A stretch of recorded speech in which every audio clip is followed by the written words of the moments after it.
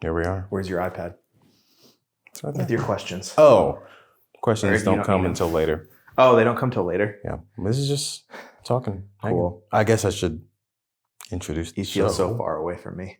I mean, It's you can because get of closer. how you're sitting and how I'm lounging. You're right. How about this? There you go. Is that better? That feels a Okay. little bit more like Well, no, I'm we're very friends. closed off. Like, the questions is when I turn to you. Okay. Right now, should I even be in scene? I don't think so. I don't even know if you are. I can leave. That'd be great, actually. Cool. I could just chill. I mean, there's enough room for just me. I could just live here. Absolutely. If you want to just chill. Yeah. I could use the bathroom. You could totally use the bathroom. yeah. And God knows we wouldn't figure out how to stop it. So we'd hear everything. It's like the horror stories. I'll come back into scene. Yeah. It's like the moments where you hear about pastors. Yes. Oh my that gosh. are guest speakers that are mic'd up and don't realize that they're in the room. That happened at a church I was at. What happened? There was a lot of hallelujahs. Are you serious? As in, deliver me, Lord? As in, thank God this got out? Thank God I've been constipated for 24 hours and it finally came through. Hallelujah. That's so awful. Well, Oh my gosh. praise God in season, out of season. Amen. Hey.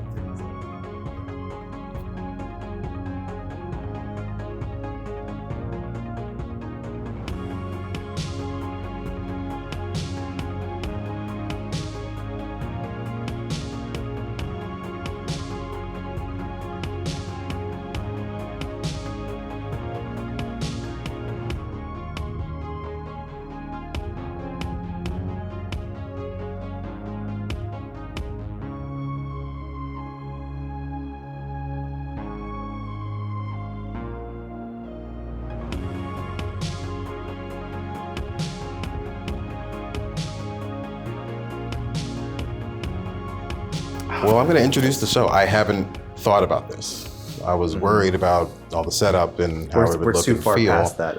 No, but I didn't think about, how should I start this? So I guess I'll start by saying, welcome to the first episode of this show with my friend, Jonathan Cyphers. Do I remember the name of the show? That's the real question. I was about to ask. And I wanted to get there before you got there. Welcome to this show. This show is this show. Well, let's say it together on 3. 1, 2, 3. A moment of friendly introspection. Yeah, all right, you're delayed. I was There's a reading. tape, I was there's a reading your tape lips. delay. I was reading your lips because I only remembered a moment. That's all you need. Because A moment for short. That's what we're calling it. A moment for short. Well, no, People- we're calling it a moment. That's why I'm the first person. You were like, "Who's the shortest friend I have?" No, that's not why. The real reason why is because I knew you would help me with the setup and how everything looked and felt. And you had creative design and eye for stuff. So I was like, okay, I don't know what I'm doing. I need to get someone who I trust and could be on the show who also knows what they're doing. So we'll see if I love that's that true list. or not. And I'm deeply honored that list ended with my name in it.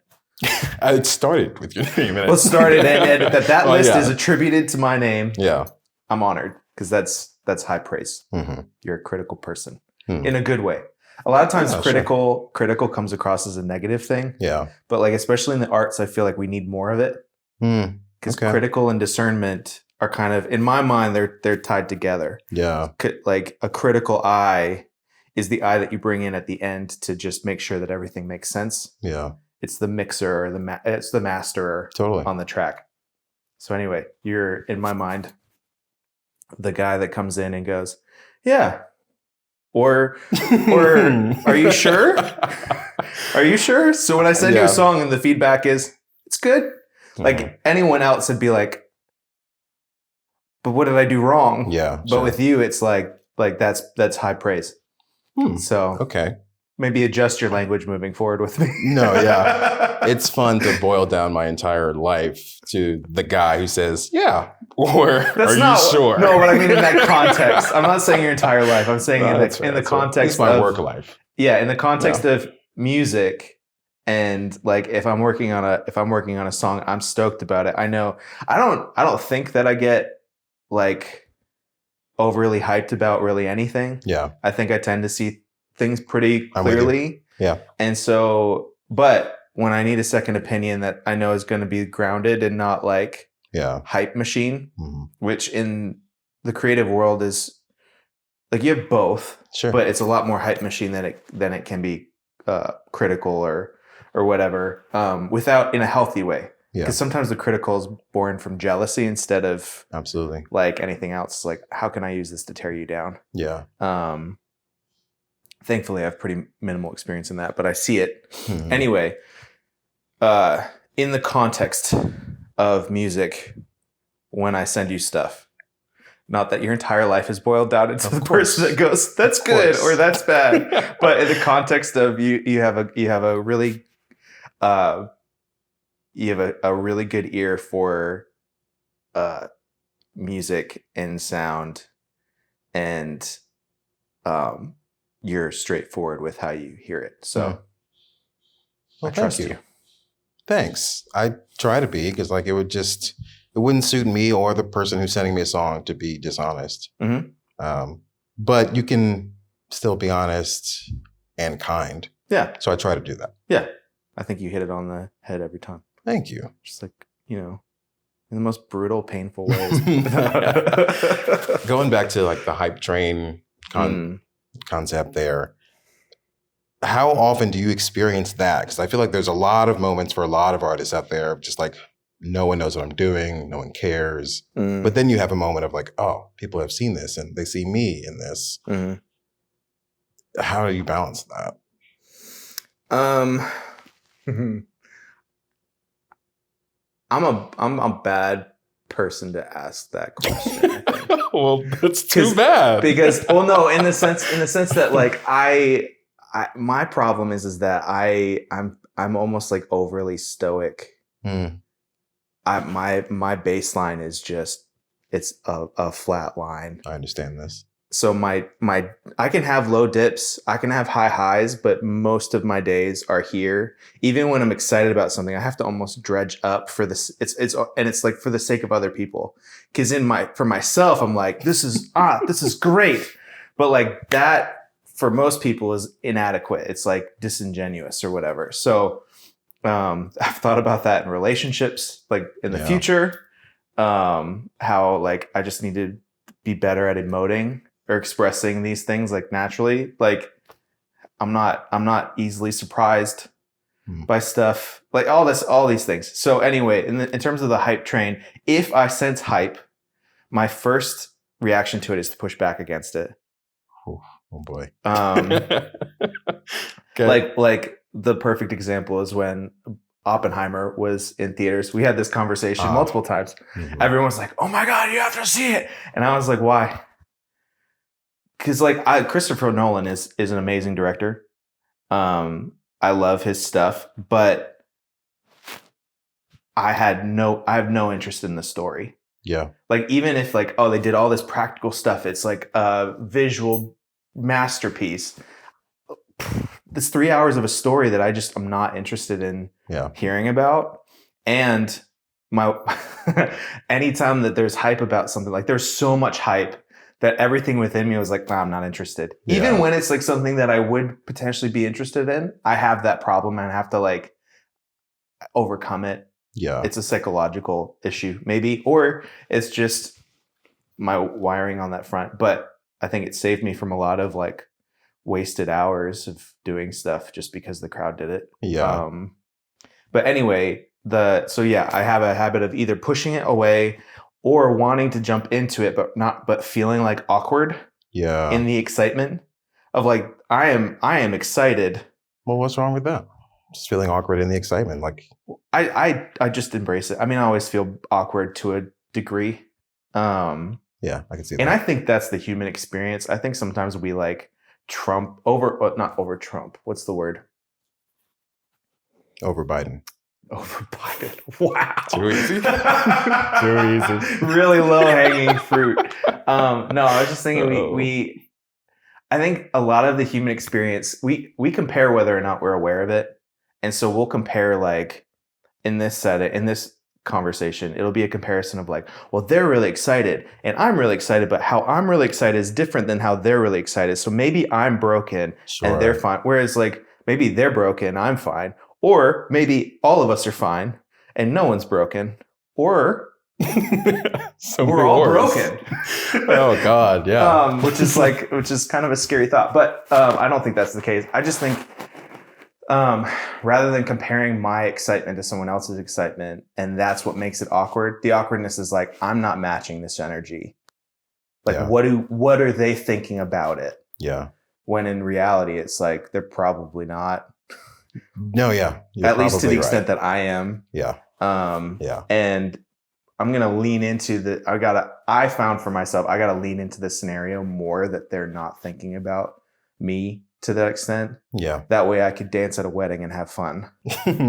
Or, you know what I mean? Yes. Like, Yeah. my joke for the longest time, people asked me about like if I danced at weddings or anything, like, because I'm not really a dance person. I'm not either. I'm a lot of shoulders. Of course. I'll get into I can do a two-step. really cheesy disco stuff. My favorite moment is like the Cupid shuffle. Oh, well, there's a Or routine like- for that. That's easy. Right. They tell, like, there is I know what to do in this song. Yes. I didn't grow up line dancing, Yeah. but like I went one time down on Broadway and like I went line dancing. Yeah. It was a moment of insanity. Okay. And there were girls involved. So Say less. All right. Cool. Yeah. Why do we do anything? Anyway, I went and it was a moment of like, oh, this is exactly like the Cupid Shuffle or like any other song where it's like, I know what to do. And because there's like a format here, I can like get lost in it and enjoy myself versus when I have to like come up with the stuff, it gets harder. But with the right lighting, the right music, and maybe a little liquid courage, Of course. I'll have that same fun. But it really, whatever it takes to get me out of the headspace that I'm comparing Yeah. myself or thinking that other people might think stuff. Because that's probably the biggest thing for me. Yeah. Which is ironic because like I think in most scenarios it'd be like, yeah, I really don't care what X or Y thinks about this thing that I'm doing.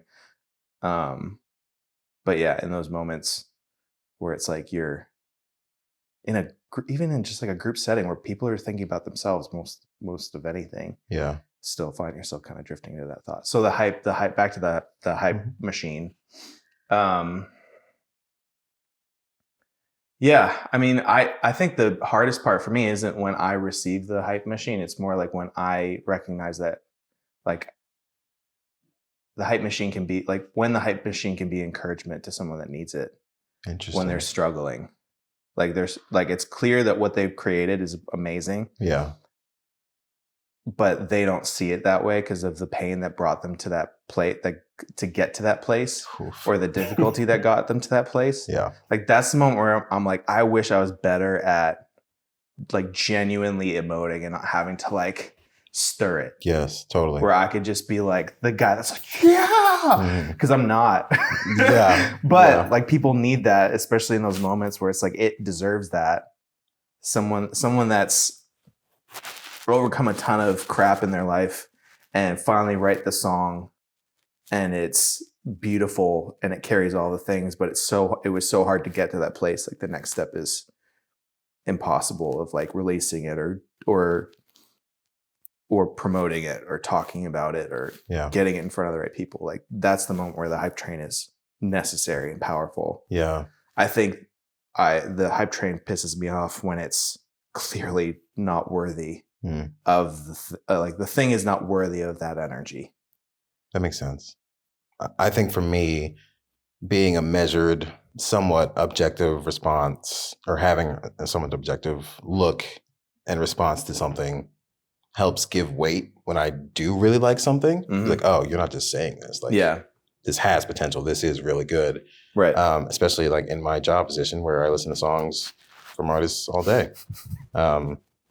What? It's just a great job. Yeah, it's awesome. I'm not gonna lie. It's and amazing. Exhausting. It's awesome and exhausting. It's a lot of thought work. Like, not working outside all day, toiling. Yeah. But listening and really just responding is half of my job. Responding to people with tact and in a timely manner. Yeah. That can get difficult. Mm-hmm. Oh, it is. Yeah. Dude, I had my senior year, I took a class called The Art of Listening. That's cool. It was a 300 level, like seniors only music class, where we literally it was an 1.5-hour seminar, like round table discussion, where we would listen to a song, and then or two, depending on how fast the first one took, and then just talk about it, like That's practice awesome. active listening. Wow. Like, what's the overall sentiment that you get from this? Okay, let's talk about why or how. And I mean, it was all personalized. What was funny was my professor was born and raised in Korea, really Okay. gifted composer. Like, she did work with Disney, composing for them and stuff like that. But because of her lived experience in South Korea, her sonic influences, like how those sonic influences influenced her emotions, was like the inverse of most Americans. Yeah. Because it gets really wild, but like the scales in Chinese, Korean music tends to be a minor scale, but it elicits in their culture a happy experience. Yeah. Whereas we listen to it and it sounds sad. Yeah. Because we're more of a major scale for happy feelings kind of thing. So anyway, we used to fight all the time in class about how this song, who was written by a European composer in the 1700s, made everyone in the room depressed. And she'd be like, but it's happy. That's wild. Like, it's really not. And she tried to grade us on that at one point, and we were like on like how it made us feel. We all answered sad, and she marked us all wrong. Amazing. And we were like, you can't do that. Like it's so personalized, like how something makes you feel. Yeah. So it's super interesting because like your life experience is gonna affect how you hear the song too. Yeah. And so being able to like step out of that and actually take it for what it is and what it's trying to be, rather than like just automatically going with whatever sentiment arises out of it. It's good if it does, because it's like, oh, that's a powerful song that it bridged a gap between us. Yeah. But that can't be where it ends. Yeah. You're a musical artist, for anyone who doesn't know, who's watching and listening to this. Mm-hmm. Are you the type of creative who writes songs with your story and your heart and your experience behind it? You put it out, and then you want the listener out there to feel that specific thing, or would you rather that they have their own experience with it? I thrive in misunderstanding. Like not in like misunderstanding in the sense of like, I want it to be understood. I try to make things clear and coherent. I do enjoy songs that are like I don't know what they're talking about, but it's fun. But in my case, I think the balance for me is I do my best to write what's on my heart, whether that's a blend of like my own experience or like something that I'm seeing in the world around me. So I'm writing from a place that's here. My hope is that lands, but also people can take it anywhere. That it has the flexibility. Maybe you hear it and you're like, oh, well, that's about a girl. Yeah. Or maybe it's about Jesus. Like, that's my favorite thing. I realized that pretty early on, because when I was in college, I started stretching my songwriting stuff, and one of my music classes, I wrote an original song for a final, and we had a performance, and so I got a band together and played the song. And after it, one of my friends who knew I was a Christian came up to me and was like, so was that song about Jesus? Because at first I thought it was about a girl, and then I was like, wait, this sounds like it could be about Jesus. What's it about? And I was like, yeah. But I walked away from it. I was like, that's exciting, because I don't think it was really about either necessarily, or it was about both. Yeah. It was called Lighthouse, and it was about them being what got me home safe, kind of thing. And to this day, it's my dad's favorite song. Wow. Which I love, but also is hard. Sure. I keep writing stuff. This is good, but it's no Lighthouse. Yeah, exactly. not that extreme, but yeah. But yeah, just I kind of thrive in that space of like I want it to be versatile. I don't necessarily want it to be like just this. Yeah. Because I think the power of music is that it sticks with you. And if there's more opportunity for a song to drift into your head because it could apply to more than one thing, the better. Especially in the sense like my hope is that I can help people find hope in their circumstances and not necessarily limit it to like one storyline, but like a broader range of situations.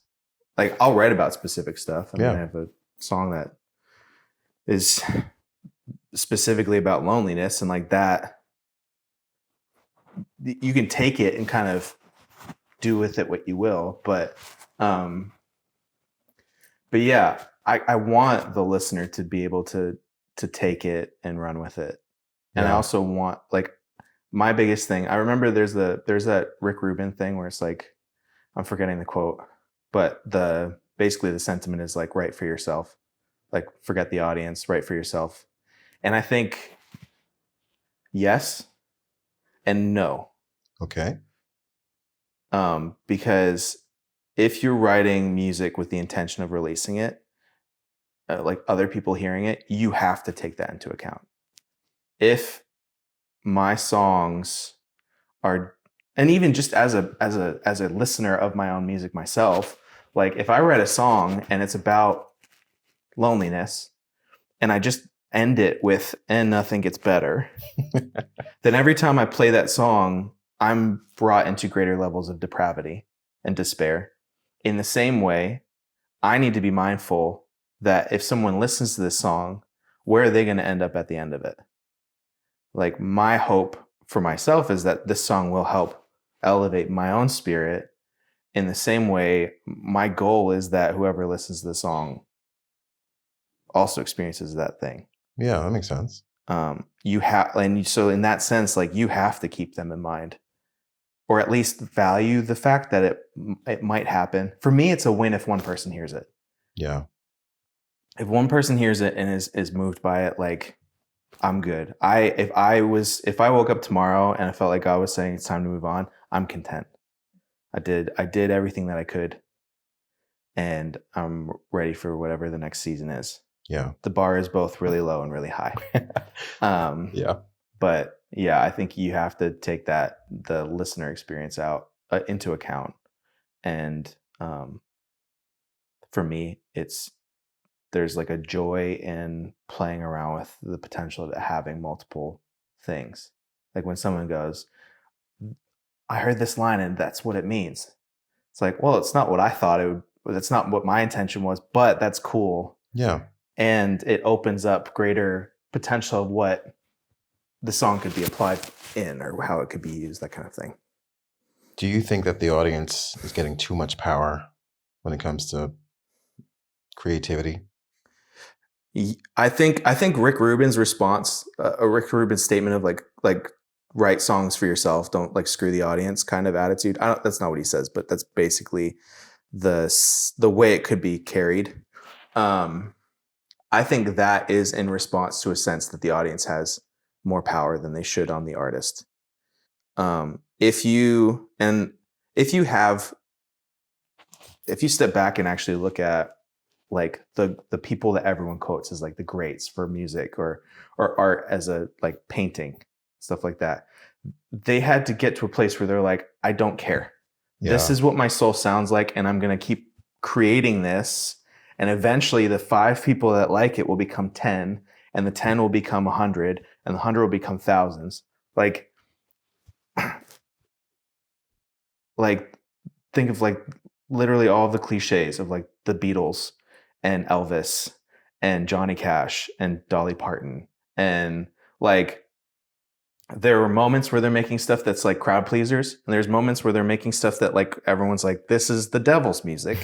Yes. We don't get it, and that's why it's the devil's music. Yeah. Or whatever.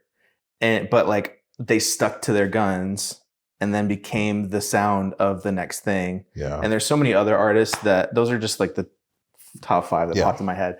But you think about someone like Bob Dylan, like his voice is not Good. like if you stumbled if Bob It's Dylan bad, I'll say it. it's bad. If Bob Dylan, there's a reason why he's like the easiest one to like. I was Exactly. walking down the road today, You just have to sound like you're actively dying. and well, but he didn't. But it didn't stop him. He just kept making because this is what he does. This is what I. It's the extent of like this is how I get what's in here out of me. But also, the songwriting was incredible. Yes, And like they thought he was making devil music when he added electric guitar. absolutely. Yeah. But like you think about if he had listened to critic review or if he had allowed the audience to like guide, because what happens in the writing room, and you've been in them, you know this, there's a lot of like hearsay of like we think that they might think that they might think, and so that we need to change this word or this phrase or whatever from what is intended. And I think like it's really unfortunate in art because I think there are a lot of people that have it automatically creates limiters of potential beauty in a story and how it's communicated. I love this. There's this quote. I'm going to paraphrase it because I don't remember it specifically. But Christine DeMarco was sharing on songwriting in this school that I helped. I was part of mentoring in the songwriting school, and in it she was talking about the age-old phrase of like everything's been written. Sure. Like there's nothing new under the sun. All of the themes that we could think of, there's already a song about that. Every like cool hook that we have, like it already exists. Yeah.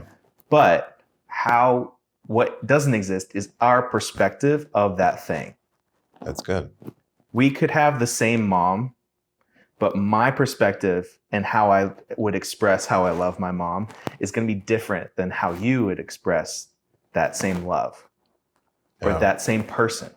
Yeah. You know what I mean? And so it's like, that's where we as creators, as artists, as painters, as songwriters, that's where we need to lean in because that's what makes it special. It's not like, oh, it's a cool hook, but like what is around that hook to like make it you? That includes like the sound, because I think the sound that you're doing to create the song, the melodies that you choose, like all of those things help elevate it to being you. Yeah. That's why covers are really cool sometimes, because like especially when an artist doesn't do like a true cover, but they do like their version of that cover. There's this band, there was a Tooth and Nail band named Ruth. Okay. From like the early 2000s, and they released a covers album, and I love it because all the songs sound like a Ruth song. Yeah. But they did a cover of "Give Me One Reason," like "Give me one reason to stay here." Yeah. And I will turn right back around. And they changed it to the point that did I show you it? I don't think I've heard it. Dude, you need to listen to it. But they changed it completely, and it turned it into like a soft rock, like "Give me one reason to stay here." That's cool. And I will turn right back around. Like they completely changed it. It doesn't even sound like the thing anymore. Yeah. But that's what a cover should be. Yeah. Like not just my voice is on the track, but like this is how my soul takes those words and reproduces them. Yeah. Switchfoot did a cover album in 2020 that I loved. To this day, the only Switchfoot record that I fully completed. And that's not a knock against them. I didn't grow up with it. I never did my homework on it. But I love that. Yeah. That was awesome. Yeah. Yeah. I feel you. Let's take a super quick break. We'll change some stuff around. We'll come back and it'll be like nothing ever happened. But something did. Something did happen. You just won't know about it. Yeah. Maybe. Let's see if everything's still working. Yes.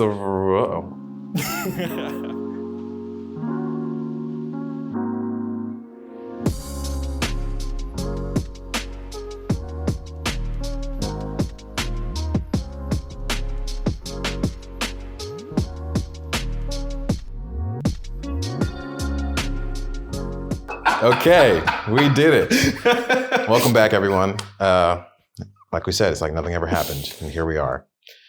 Now that we're back, I would love to talk about your musical artist origins. Like, how did you get started? When did you know you wanted to be a musical artist? And also, before I forget the question, which I'm already half forgetting, how do I say this? What made you get out of the way of yourself enough to be like, I want to make this music. I think people deserve to hear it. Okay, now I have to remember all of those questions. How'd you get started? How'd I get started? Why, I guess. Yeah.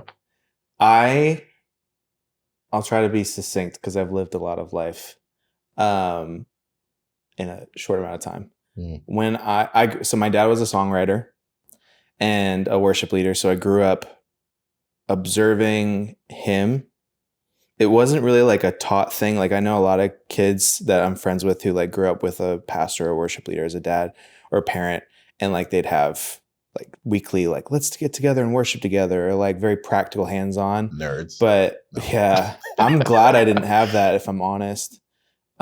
Just because my personality, it doesn't go with it. But maybe that's also nurture more than nature. Because for me, it was very like my dad would get home from a day of work. He when I was little, he worked in I always remember the name of the company. I never remember the actual thing that he did. He worked for a company named Treescapes. Okay. And he would cut down trees. That makes sense. He was a climber.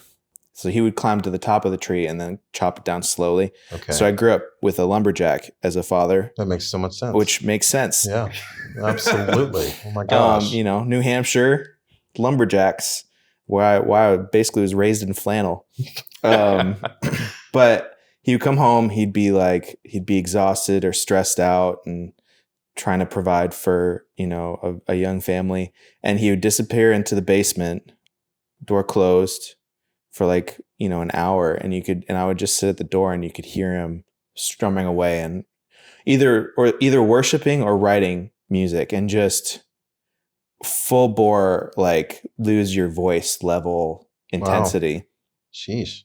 Like he poured it, like it was either all or nothing. And if it was nothing, it wasn't worth doing. That's good.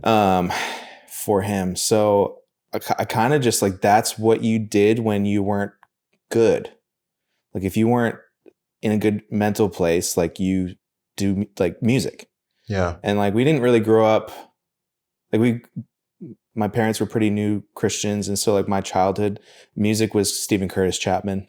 Yeah. And maybe like a couple smaller name, like acoustic guitar, singer, songwriter, Christian people. Like I grew up knowing other music existed, but not really like receiving it as music. Interesting. If that makes sense. Like we'd go to family events and we'd have like the classic rock music playing, or like the Grateful Dead or something like that, or the Beatles, but it was just sound. Interesting. It wasn't like, this is music that we listen to. It was just, this is sound that's in the room. And so anyway, so I grew up with that. Poetry came really easily to me. We sang on Sunday mornings, but I wasn't really a music person. I played sports. I had a natural tendency towards music though. Okay. So like I learned violin when I was in 5th grade. That was the first instrument? That was my first instrument. Okay. Before my first lesson, I had read half of the book, figured out how to play, and had by ear figured out how to play like 5 nursery rhymes. That's awesome. Songs. So it's like playing by ear was like a natural thing. I loved poetry. I wrote it all the time. I really took to the Psalms. Yeah. Because it's music. Yeah. And it was like, you hear stories of David being called by Saul to calm his soul. It's not like the court didn't have any other musicians. It's just David had there was a special chord that he played that pleased the Lord. I've heard of it. Yeah. Yeah. It was a Jesus. Got it. We figured it out. Anyway, that was so bad. Anyway, so music was just all music, poetry. I picked up bass when I was in high school for the youth group, because I wanted to be part of it. Yeah. And but never really sung in front of anyone. When I went to college, I continued to play bass, but my sophomore year was particularly emotionally and spiritually devastating. It felt like my entire world got flipped upside down. What happened? I started failing classes. and I'd never experienced that before. That was the cause? Yeah. Welcome to our world. No, like, dude, I was like a 4.0 student. No, I was too. And I went in, I had a class that was for my major. I had two classes that were both for my major. That'll do it. I declared when I was a freshman. Like, I knew I had a 10-year track plan for myself. Wow. I wanted to be an archaeologist. And so I'm in two classes, one of which was with the head of the department. I should have taken it as a sign that when over half of the class left after the first class, that there was something wrong. As a teacher, you gotta recognize, okay, I gotta genuinely, I think she thrived on the fact that she did that. So anyway, I got ones. I got a 0.5 on one of the my first test in one class. And then I got a 1. I got a 1 on her test. Yeah. And at the time I was full-time on the track team. I threw javelin, but it was fall, so it was just preseason training. Yeah. I was getting more involved with the young adults ministry at my church. Yeah. I was spending a lot more time with that community that we're like half an hour away. So I was like gone a lot. I had a crush on a girl, all of those things. It happens to the best of us. And it just kind of traumatized me. And so that happened. And I realized I was doing too much, and what was no longer the priority. So I quit the track team, which was massive. I'd never not done a sport before, and I had bought a guitar that summer with my dad because I was like, if I don't buy it, I'm not going to learn it. Yeah. And I brought it with me, but I still hadn't learned it. Mm-hmm. So that summer, I found a YouTube video, or that all was happening. I was like, I need to write music. I think that's the solution. Interesting. Like I have feelings and I need to get them out. Yeah. And how do I know how to do that? Well, my dad sang at the top of his lungs and wrote this beautiful poetry. And like, that's how we do that in my family. So, I mean, it wasn't like I said that. That's what made sense. It was like, music is the solution. I have words to say. I just need to be able to sing them with an instrument that's not just a dum kind of thing. So anyway, I taught myself guitar. I saw a YouTube video that was like, take a 4-chord simple song like How We Days Collide.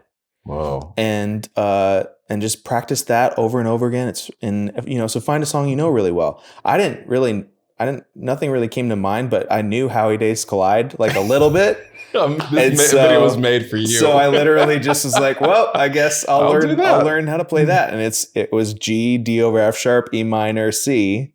Okay. And it's just a really basic, the whole song is that. Yeah. And so for me, it was just like learning the chord form and then transitions. Yeah. And then as soon as I started getting confident in that, I was like, oh, this is this worship song and that worship song. Then I wrote a song almost instantaneously off of that to that same chord progression. It's super moody. Of course. And kind of a love song about someone that it wasn't even a real person really. It just was emotion. I needed to get emotion out, and it became an imaginary person. Okay.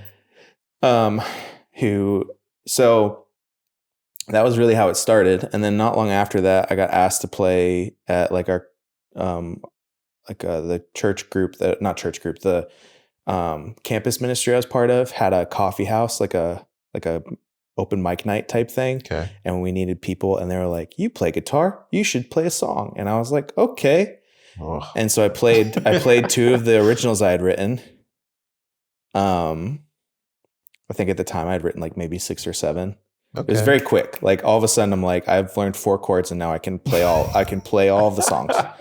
And, like, it just was like, I had so much turmoil in me. It was like, it started healing and helping bring clarity. And like, I had an outlet that was healthy. And I had a bunch of people that were like, you wrote those? I was like, yeah, those are really good. You should keep doing that. Then I had a couple of people that like related to the songs. Mm. And that then is like stirred the thought of like, okay, this can be for me first. but recognize that it's cool if it could get out beyond that, because it could help other people too. If it's helping me, maybe it'll help other people. Yeah. And they can relate to that. So I did that. That was kind of the start. And then over like a decade worth of time, I worked at a couple different churches, and that was the priority. But the thing I would do on the side was write, and kind of just held that because there wasn't really an outlet, and I'm too pragmatic and practical to dream. Yeah. And so I would just be like, well, if there's ever an opening, then I'll run with it. And if not, then that's cool. Like, this is a cool little thing. And then 2020 hit. Of course. And at the time I was just graphic designing for work. I was staying with a family from my church. And so every day I just was like, I'm going to lock myself in their music room for the afternoon while they're doing all their chores and stuff, just get out of their way. And I'm going to figure out if there's a way to be more intentional with this. Yeah. The second day of the lockdowns, I was praying I was in the music room, and I was like just kind of in between noodling and kind of was sitting there. I drifted into prayer, and I felt God say, "Do you like this gift of songwriting I've given you?" Whoa. And I said, "Yeah, it's really great." He was like, "Cool. If you cared about it, I could do something with it." And It wasn't like this threat of like, I'll take it from you. It was more like, like I had held it because there was no practical way of doing anything with it. I had held it really loosely. Yeah. And so I got to a place where I was just writing songs. I wasn't investing in it anymore, because if I did, people didn't like it or it didn't go anywhere, that would hurt. Of course. And that sucks. It and does. So my way of avoiding pain is to hold things loosely, because I'm a perfectionist. And I learned at a very young age that the only way for me to draw a circle perfectly, or to complete a circle, was to not care if it was perfect or not. Interesting. To like let go of, like, loosen the grip on that thing. Yeah. Or just not care. And then I could do it and have fun. And if the grade comes back bad, of course I didn't really care. Like, yeah. Whatever. Yeah. It's going to come back good though, because I'm good.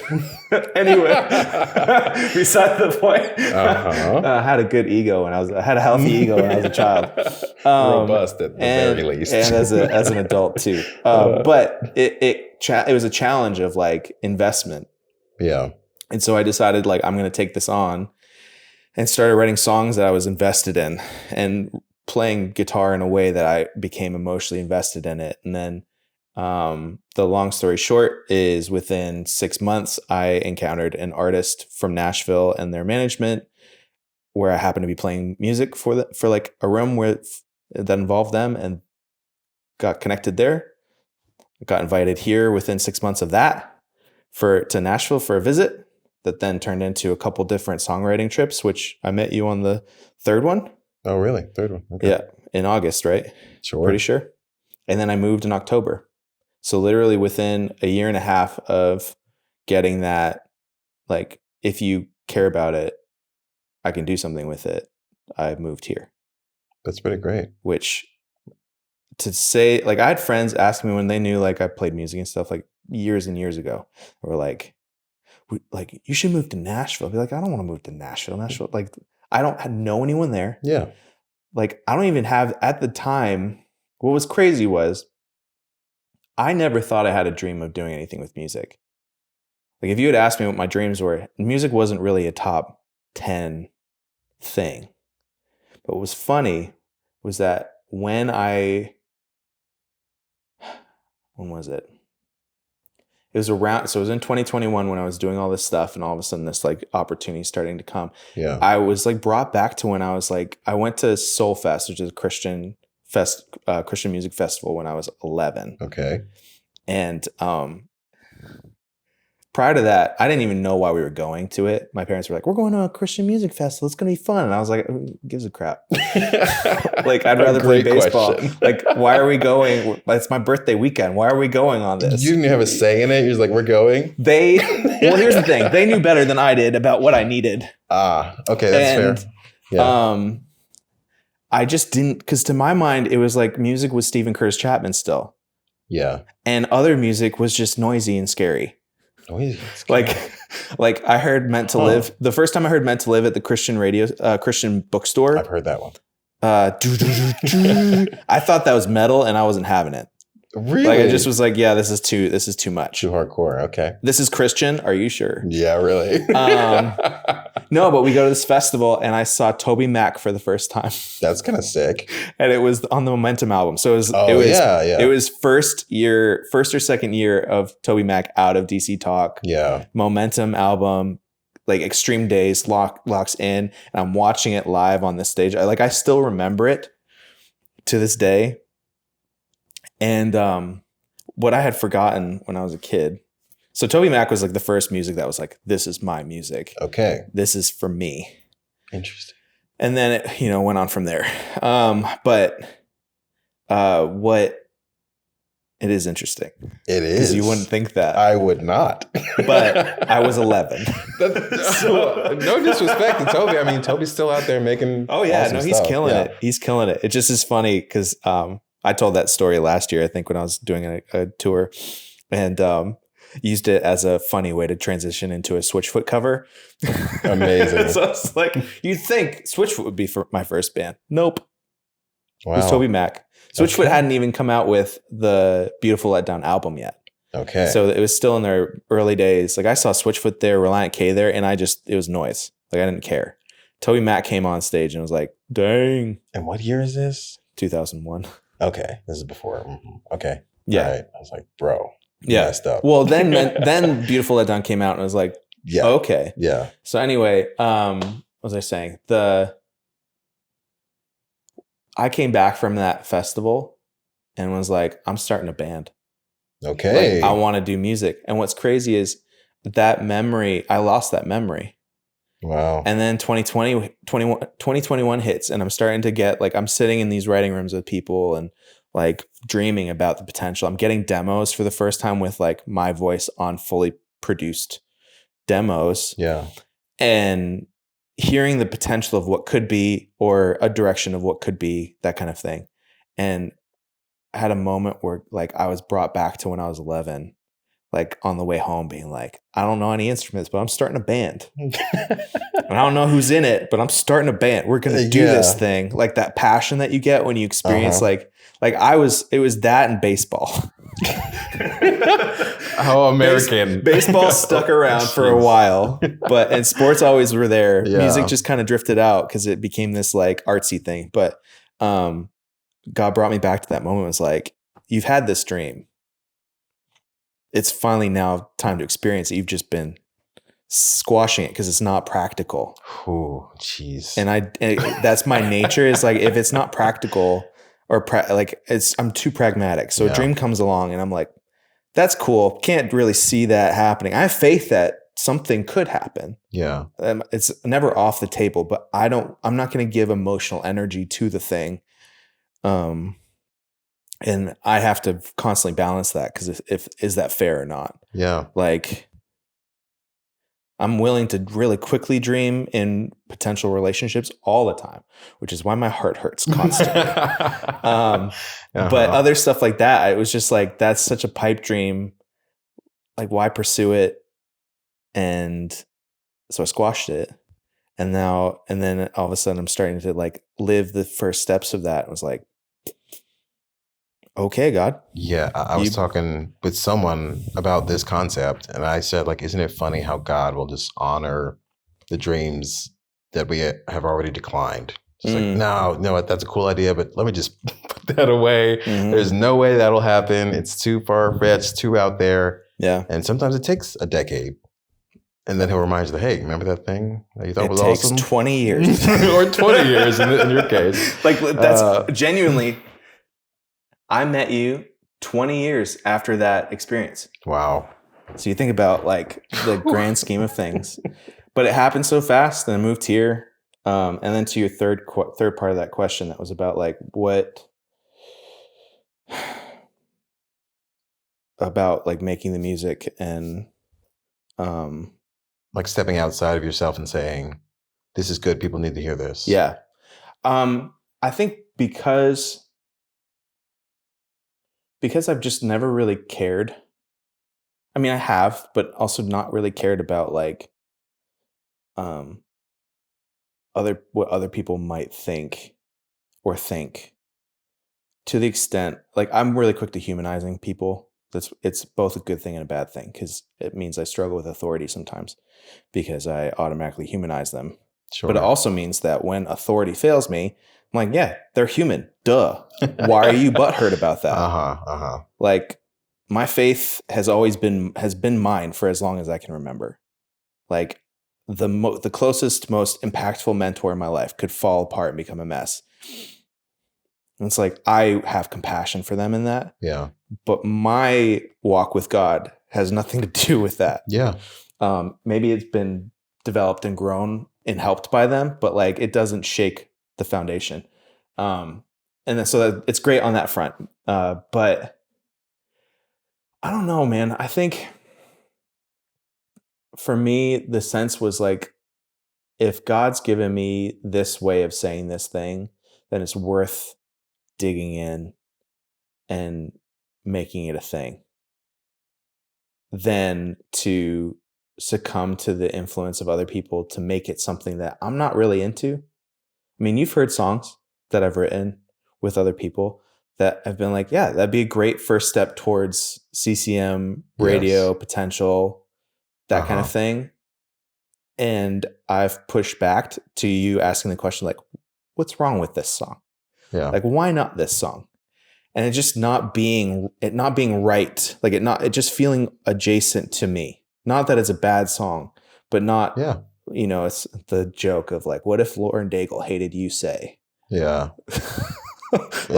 She's got to sing that song for the rest of her life. She does. And it would suck if she hated it. And I've met artists that have songs like that they hate, and they haven't found a way to like redeem it.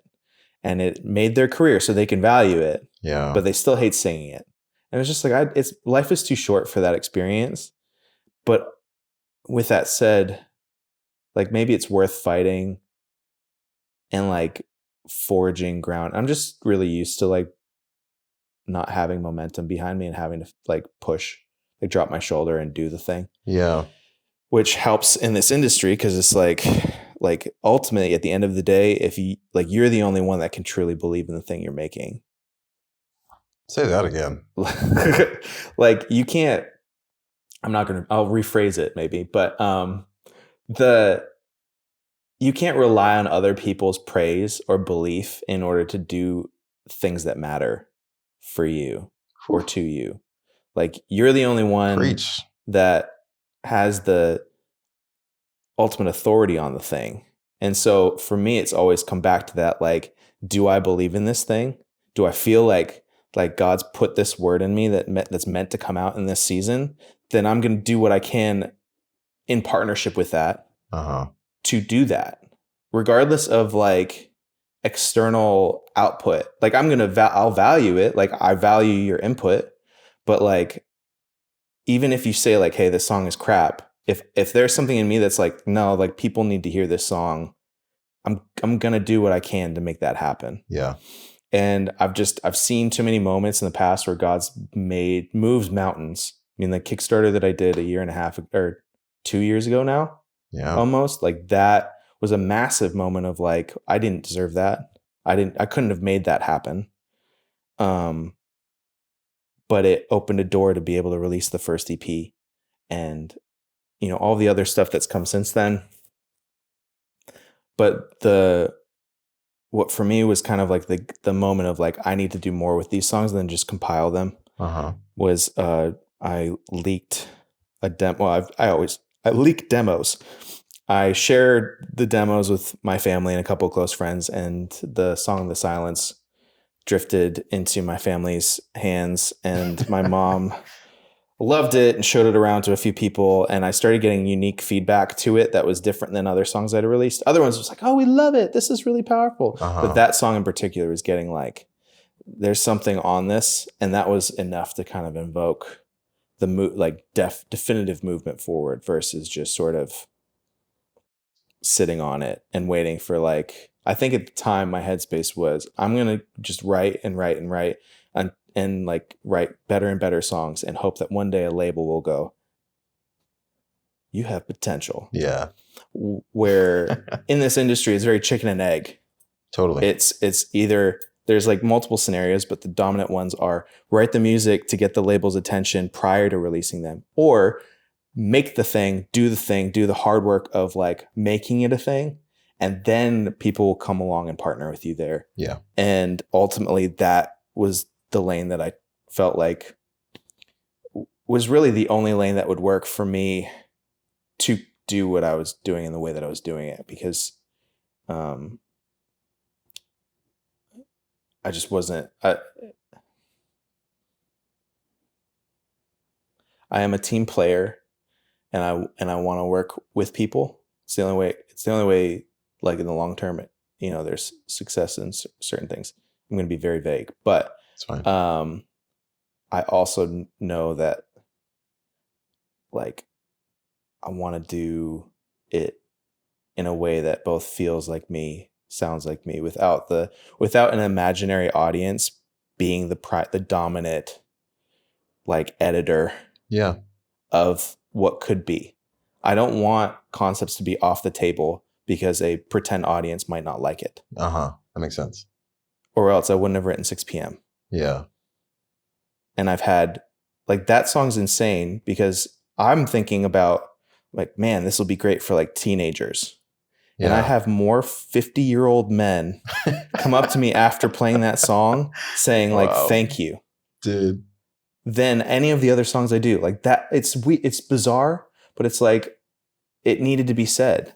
Yeah. And I think that only stirs me to keep on that track.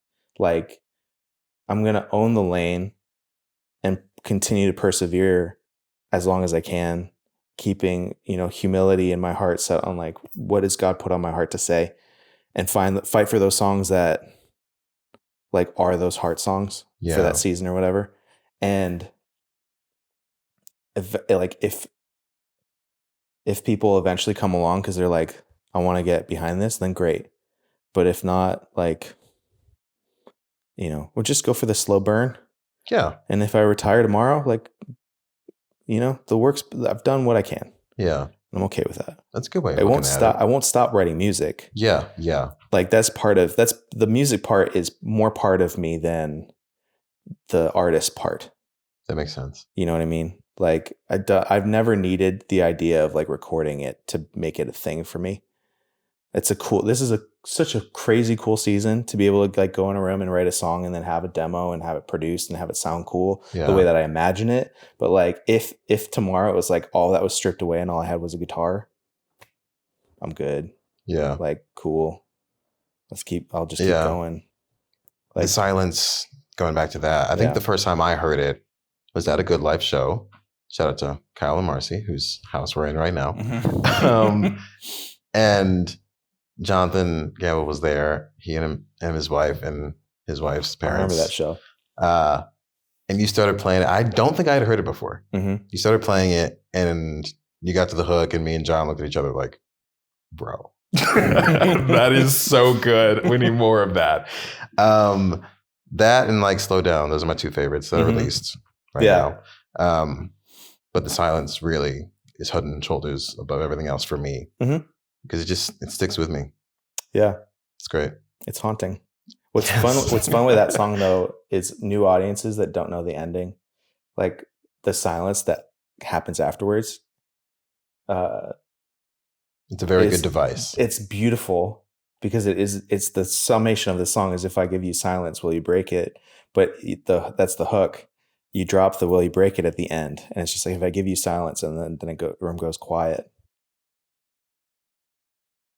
Because people don't know. People don't know, like, when do I clap? Exactly. And I have friends that go to shows, and I've asked them, like, hey, don't clap as soon as the song's over. Like, let the room sit in that and be confused for a second, or just embrace the silence a little bit. Yeah. Because it's awkward. We don't live in I clearly talk when I'm given the opportunity. Clear. Well, thank God we're recording this. Right. But we don't have a lot of space for silence in life. And so that was really the heart of the song, is like, feeling distant from God, or feeling like you don't hear him in the way that you hear him. It's I wish we had better language for how we phrase hear God. Yes. Because I don't hear an audible voice. Nor do I. But I hear him. Yeah.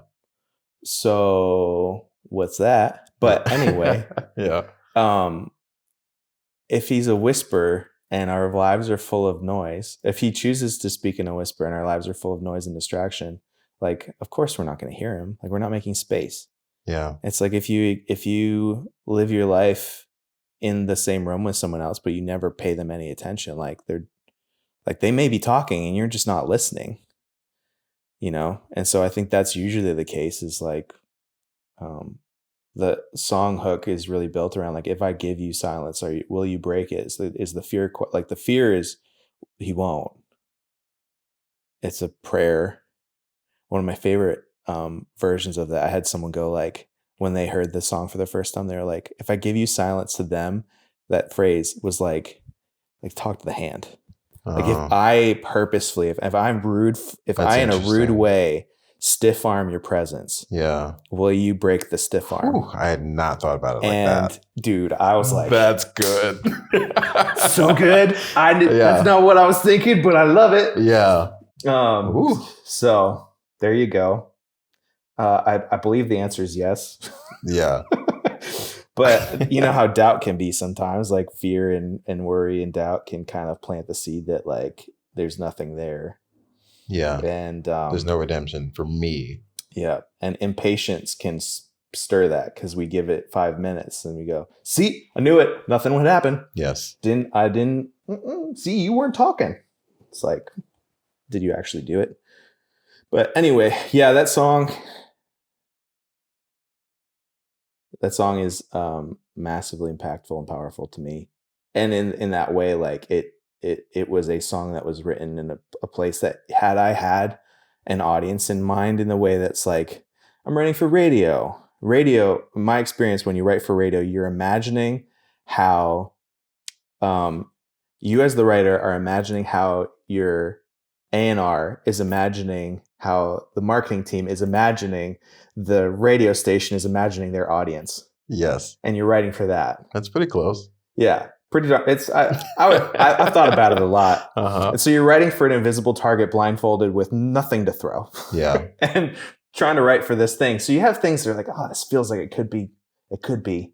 And then that, like, 3 steps down, they're like, it's not. Yeah. How would you ever think that? Yeah. So because of that, you immediately create a limiter on creativity and what you could say or how you could say it. If I had any thought of that, I don't think the silence would have been written that way. Yeah. With that kind of hook, with that kind of spacing, all that stuff. Like, you can't, like, it has to be off the table. You have to write for the idea, for the song, for the spirit behind the idea, or else, like, I think the creativity gets squashed, the potential gets squashed. It doesn't mean it can't be good. Yeah. It just means that, like, creativity and critiquing are 2 different sides of your brain, and they can't co-labor on anything. Yeah. They don't coexist simultaneously in a thought. You are either creative or you're critical. And so I love co-writing, because it allows one person in the room to be, like, hyper creative, the other person to be hyper critical. And when you have a good writing combination, you can get a good song out of it. Yeah. Because sometimes when you're hyper creative, all you come up with is crap. True. And if you don't have some critical in there to go, like, that's almost there, but not quite. Like, what if, like, to guide that chaos, you'll get a song that's, like, all over the place. Yeah. Which some people love. Yeah. Especially if you're on drugs. On that note, hey, let's take a quick break again. We're going to change some stuff around. I'm going to kick this guy out. No. Yeah. We'll be back in a second. No more drug talk. Yeah, whatever.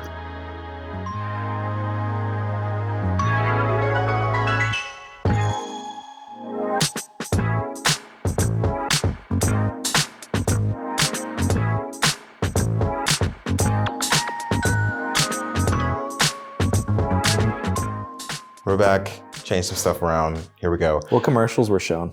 No commercials. Okay. Just got some nice little Good. music stingers to get us through, Dope. and I'll fill in some B-roll stuff. You'll never know what happened. I'm excited. You'll never know. We had the beginning conversational piece, which felt good to me. So I thought, you know what? Why don't we move on to the questions that I prepared for all of my guests? They're going to be the same questions every time with different answers. So, Hopefully. no, That'd be definitely. really funny. No. Well, we'll see. It's like you're asking an existential question. Every single one of us answer the same Yes, way, like verbatim. robots. Yeah. It's like, so we're in the Matrix. Yeah. And Well, that's why I wanted to record all these this year. So, like, when I release them all next year, no guests can be like, oh, they said this. That's going to inform what I think, blah, blah, blah, whatever. yeah. Question 1. Ready.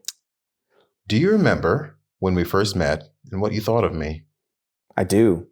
We already touched on it a little bit. A little Your bit. third trip here. It was my third trip. You had been slipped a couple of the songs I'd written with Jonathan Gamble. Slip sounds so dirty. He had slipped them to you. I believe you had been talking to the person that that had set all this stuff up and had been sort of managing, Yeah. not on an official level, but basically had helped kind of set up all the opportunities that brought me to the visits. You had been talking with them directly, and they pitched us meeting, I'm pretty sure. And And Jonathan Gamble Yeah. was a big help in that. Yeah. That was in a period where me and Gamble were still like newish to the scene. And like You were an intern at the time too. Every time either of us met anyone in the industry, we told them like, yo, you got to meet Steven, or yo, you got to meet John. Yeah. And that happened with you. Well, I was still bright-eyed and bushy-tailed. And so was I. So no, I still am, but I also wasn't and am not. Anyway, I was, but I wasn't in any way. It was, we met at, where did we meet? Did we meet for lunch or just a drink? It's probably just a drink. I was an intern. I ain't had that money I yet. know. I can't remember where we were. We were somewhere. We Don't look to me because my memory is terrible. I have no recollection of any of this. We met for, I'm going to just say we met for a coffee. Okay. And just kind of got the basic getting to know you stuff done. You asked some questions about goals and vision and that sounds like something I should do. And I prayed that I left a good impression. You didn't. Yeah, I I'm going to kill you directly after this. I leave a really bad impression with most people. No, that's not true. That's not true. I'm just joking. That's the self-deprecating humor that I lead with. Of course. You left a good impression. Okay. I thought you were cool. My favorite thing about visiting and moving here was the fact that you spend 4 hours with someone who's chill. You pour out your soul, sorta. Some people, I mean, you pour out enough of your soul where it's like, we've laughed, we've cried, we've walked down the street together. Yes. We've spent time in an intimate place, making music, creating something beautiful. Are we friends? Yes. I'm so glad you brought this up. This is something I wanted to talk about. And I am I'm a proactive person. I realized a long time ago that if I wanted to do things, maybe I should text people. Yeah, that might help. The phone goes both ways. I saw this a girl's response to like if he wanted to, he would. I hate this and phrase. She's like, if he wanted to, he would, but I want to, and I'm not. Yeah. So, and I was like, yes, because it's not just like I understand the trend. Like, yeah, sure, be proactive dudes, but also at the same time, in relationships across the board, in friendships, all that stuff. Like, if there needs to be a proactive person, I just resolved that I would be that person. I'm with you on the same way. Like, if someone comes to mind, and it's like it lands, sometimes it just kind of flits through your head, and you forget it. But if it's like boom, someone's on my mind, I reach out to them. It's just like a text. Hey, I was thinking about you. I have a hard time doing that because people come to my mind all the time but I hold back the reach out because I feel like I'm bothering them, which is hardly ever the case. Yeah. Like it happened this past week. Like I was thinking about this guy who doesn't live in town. Like he put out a record that I've been loving over the past like year and a half, and I never hit him up about it. But this week I finally did. Like, dude, thank you for making this record. It's so good. It's creatively inspiring for me. And he was like, dude, you always know what to say. I was like, I'm sorry it took me a year and a half to say it, but I was just insecure. But you said it. Yeah, but like, why am I withholding this? Well, I got to get past myself to just say it earlier. Right. But you did. Yeah. And I think less about how long it took you and more about the fact that you did and see the results of it, because that will help bring the time frame down. Sure. You know what I mean? Because I think a lot of times we get caught up on the like the back and forth that it took us to get to that place. Yeah. When it's like, but you did it. Like that's the victory point. Yeah. And maybe if you lean more on the victory point, then it'll be easier to get through the back and forth. Yeah. In the future. For me, just like I started doing that, it was a moment of like, if I just decided like, if someone pops in my head, I'm just going to text him. Like maybe I'll pray for him. Sure. Whatever the thing is, like I'll reach out, say like, hey, I was thinking about you. I hope you're doing well. Not trying to start a conversation. Sure. Just being like, you are thought of. That goes a long way. And what's crazy is that like, I almost immediately was getting people going like, dude, I needed that so much right now. Yeah. Like over and over and over again. This one time I woke up at 2:00 in the morning, and I also kind of resolved in that same time period that like, if something like that happened, I'm just going to believe that God had me praying. Like it woke me up to like pray. So I pray. And this one night I woke up at 2:00. I started praying. Someone popped in my head and I prayed for them. And then I fell back asleep. And then the next morning I texted them and was like, hey, because I remembered. And I was like, hey, you came to mind last night when I woke up and I'm just praying for you. Yeah. Hope you're doing well. And I get like a paragraph text back from them. They're like, what time? Basically, I was like, they were like, what time was it? And I was like, it wasn't a paragraph at that point. They're like, what time was that at? And I was like, I think probably about 2 something. And they were like, I almost flipped my car over. Oh my goodness. Trying to avoid a deer. And it was like, wow. I'm good. Everything's fine. But it was like the scariest moment I've had on the road. Jeez. And it was at that time. And so I just kind of am like, you know what, God, here's an avenue for you to just use me. Yeah. Use me. Yeah. And so, so like, I don't know how we got there, but yeah, when people come to mind, I just reach out to them. And I don't think, like, if I put myself in that shoe, it's like, I want that all the time. Yeah. So it would never be a bother. Yeah. So if it's not, and if it is, that's a them problem. Sure. Yeah. And maybe they need to work on some stuff. Maybe. I don't know. Yeah. But yeah, I mean, okay. Keep doing it. Yeah. People need it. Okay. We were talking about, friends. Mm-hmm. That's where we were. So because I'm like that, I'm pretty sure I did this with Jonathan, where I was like, hey, can we actually be friends? Like, are we actually friends? Can we be friends? Yes. You're a cool dude. I want to be your friend. And he was like, dude, yes. And that's generally awesome. My experience is that the people that I sense aren't in it, I just don't, because maybe I'm also not in it, and that's what I'm sensing. You know who you are. No, I'm just kidding. Oh, jeez. So many people got self-conscious. You don't know who you are. So many people, yeah. That you would never know. You'll never know. Yeah. No, I'm kidding. Genuinely joking. But I found like the easiest way to break that tension for myself, because I've just discovered after living a few years of life that it was just easier to hit, like, directly assault the thing than it was to dance around it and be left in wonder, because I'm obsessive. Like, that's one of the things that I struggle with the most.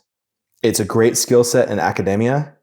Yes. Because I will go, like, when I was in college, like I would read every book. My papers were like hyper researched because that's my brain obsesses over detail. Yeah. And so that was great. I don't have that anymore, like that outlet. So I have to find that outlet. Yeah. And unfortunately in relationships, if my brain tickles on that thing, then I am left trying to control this impulse that's like overthinking everything. And it's bit me in the butt, I think, in past relationships where it makes it seem like it's like neediness. Yeah. Yeah. Or whatever, when it's really not. It's just deep levels of interest. And potentially insecurity. It's probably read as insecurity often too. But anyway, all that to say, it's just easier to ask the question in a genuine way, not like really awkward or whatever, because you might dissuade the friendship in that moment. But doing the I just realized that it was better just to say or ask the thing that's on my mind than it was to sit and question it and maybe never move forward. Like, I think Jonathan and I would be friends had that not happened. Yeah. But who knows? Can we stop talking about him? I mean, yeah. Jesus. In the same way, he sucks. In the same way, the circumstances with which we met were more on an official level than even that. Yeah, definitely. You know, like this is a scenario where I'm an artist, you work for a label. I would like to be part of your label. Yeah. Do you like me as an artist? Yeah. I'm not necessarily interested in whether we went to Shake Shack. Praise God. Yeah, we did. One of the times. Yes. One of the times we went to Shake Shack. Anyway. Good on me for recommending that. Yeah, right. I'm sure that came from me. The 2 times I've been to Shake Shack have been with you and one other artist guy. Praise anyway, God. Yeah, no, it's just a phase where it was like you're a cool dude and I would like to be your friend, but I'd also like you to like me beyond just a friendly way. Yeah. The friendship stuff enhances it, but I think what this is a funny note. We hung out a lot after that. Like it was like almost a monthly thing. It's by month, like every other month, maybe we'd reconnect. Yeah. And we're still doing that. And we're still doing that. But I think what for me like freed me to just like let go, maybe. Yeah. Because as long as there's the like you work for a label type dynamic in the thing, like that's in the back of the mind a little bit. Yes. Like desiring, no matter how much you go, like squash that thought of like desiring approval on that front. I think there was a moment where I was like, I think it was with the silence, where I was like, does this change anything? And you were like, no. Yeah. And I was like, cool, we're just going to be friends. Yeah. That's something that is always in my mind. It's like, I think, well, at least from my perspective, we've reached a good place where maybe that's in the back of your mind still, but it's not bubbling. I don't even think about it anymore. Exactly. But I feel like maybe the first year of our relationship, it was there and we both knew it was there. And 7 months. Sure. I encounter this with artists all the time. Like, and I meet a bunch of people and a bunch of those people I really like as people, but not as artists. No, not who are they? That. And yeah, really. Can we name them? No. But like, you know who you are. Considering who will fit in the culture and where centricity is going. Yes. Just, I can't get around we're naming that. Names right now. No. No, just kidding. No, yeah. No, dude, I think to a degree you're even in a, like, I have so much compassion for the situation that you're in through your description. Cause like I come in and I'm going like, am I of interest?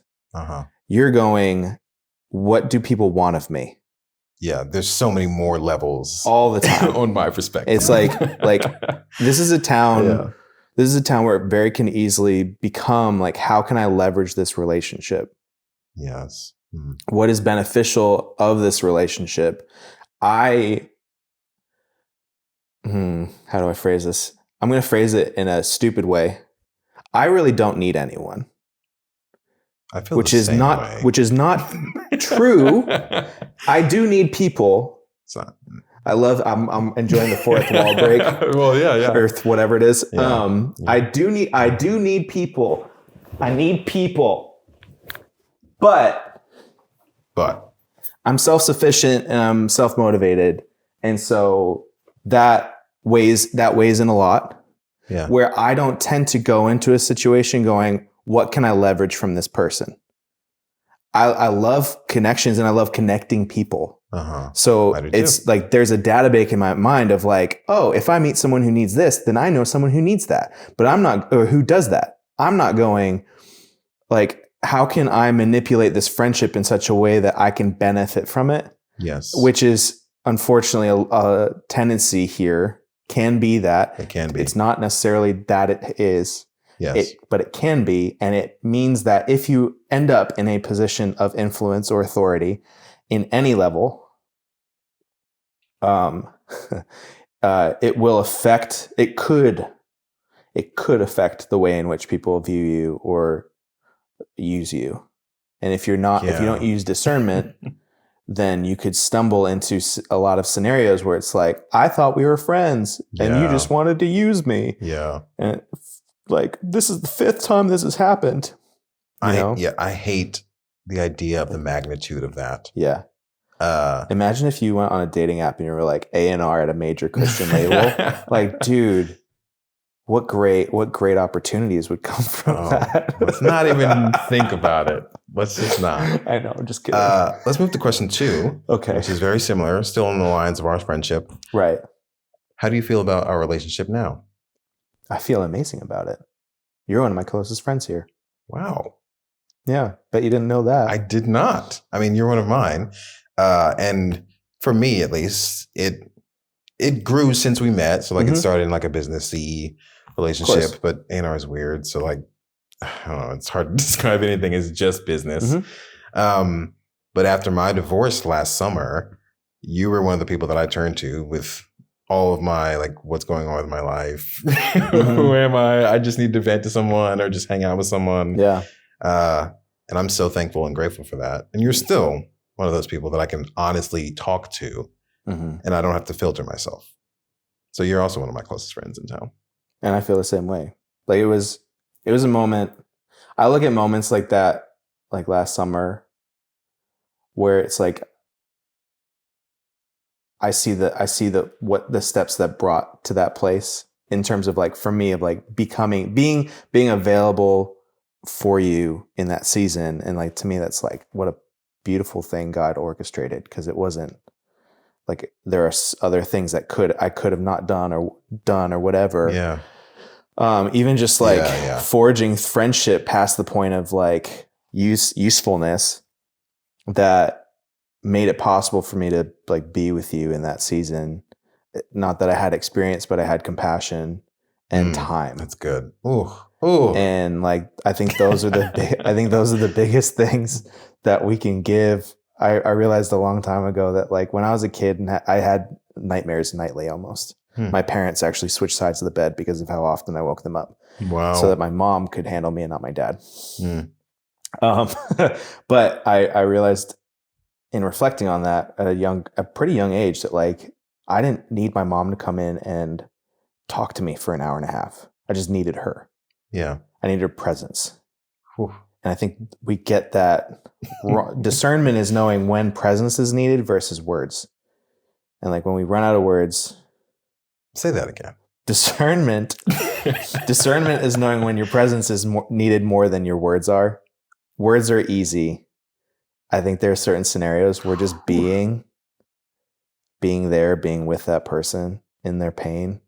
Like as a songwriter, I try to figure out how can I express that. Yeah. Like maybe I've said this in writes, like maybe we don't write words for this interlude or this chorus. Like maybe we just give space so that it feels like a song hug, like a musical hug. Yeah. Because that's what we're trying to do. That's what I'm trying to do here.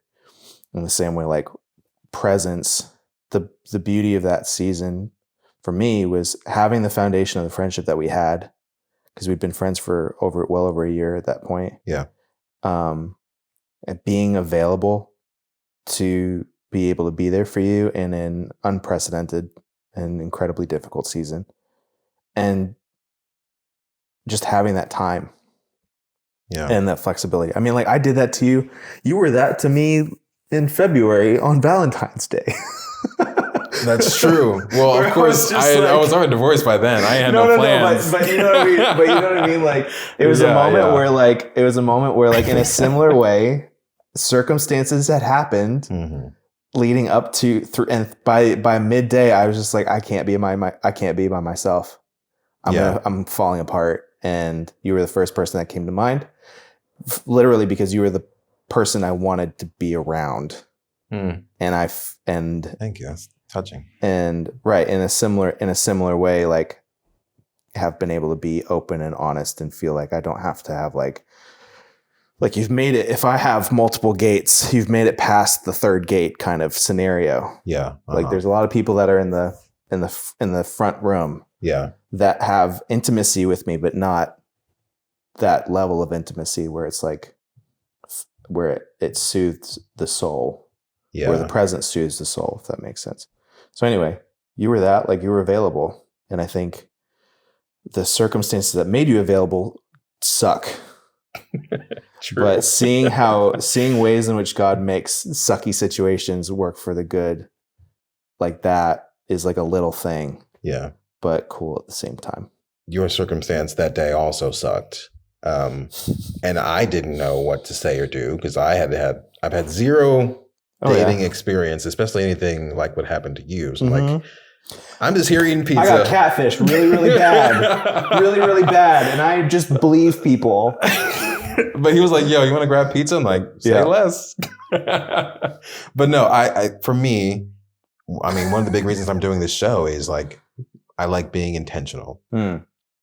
That seemed like an easy way to put some trust in our bank account, our emotional bank account. That was already like full. Yeah. I was just like, you know what? Yeah. Like, good Lord, if this happened to me, I would need someone and I would love it to be Jonathan. Of course I would be there for him. Ditto. Question 3. Hit me. How can I be a better friend to you?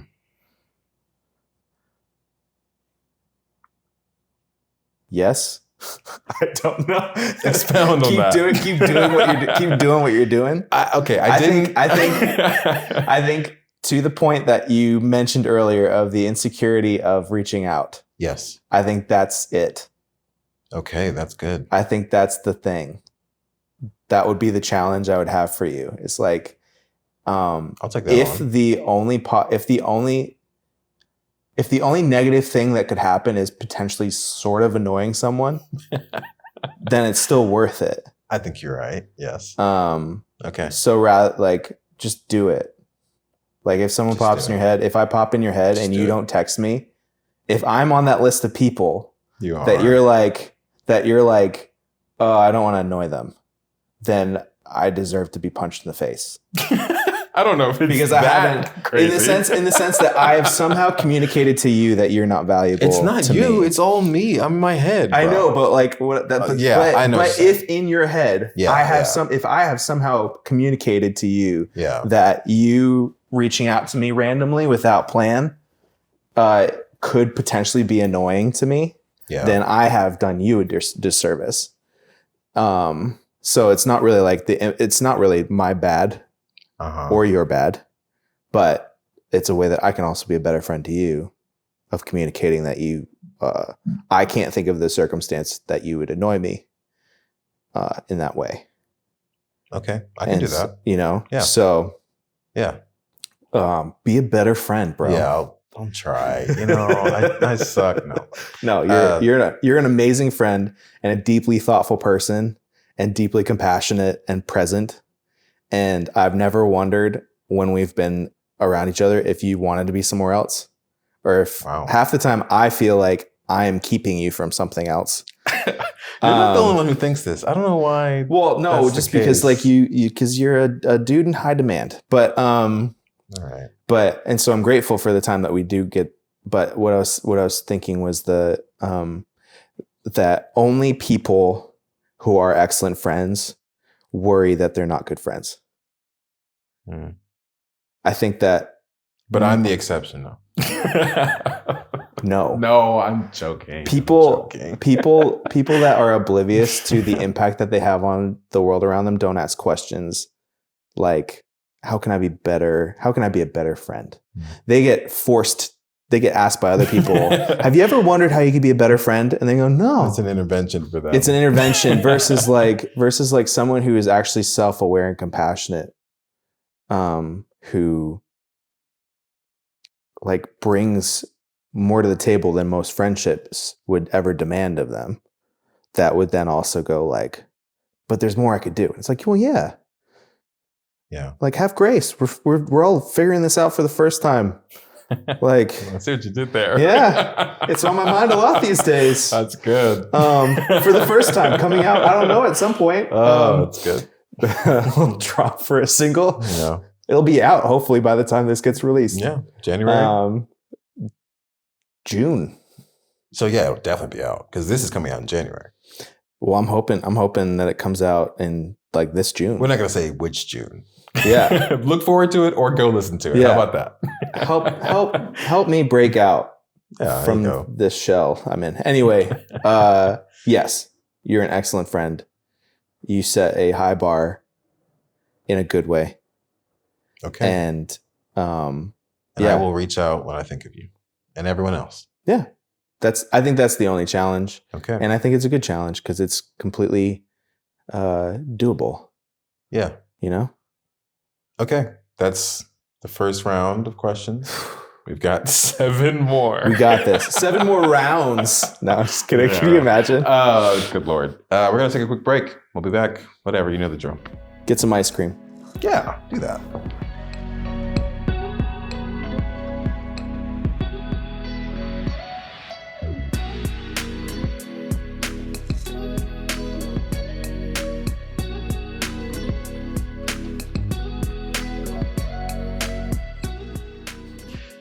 And we're back. Thank you for joining us through the break, the very long break, as I'm sure it was for you. It was about 2 minutes for us, but I mean, if they're listening to this broken up, then these breaks are fantastic. I would agree. See, like, I would love to like have something like, okay, I'm listening to this section. Yeah. I can pause it and come back. It's like end chapter 2. Exactly. Chapter 3. Yeah. Where the wild things went. Yeah. And scene. Okay. We're going to get into question 4. Suddenly feels like NPR. Welcome to our channel. The Tiny Desk. Yeah. Welcome to Tiny Desk. Today's guest. Yeah. Metal band. That's actually a cool band name. Metal band. Metal band. Cool band name. Yeah. No, that's the entire band name. Okay, stop. We're going to stop right there. Okay. Question 4 is, what matters most to you right now?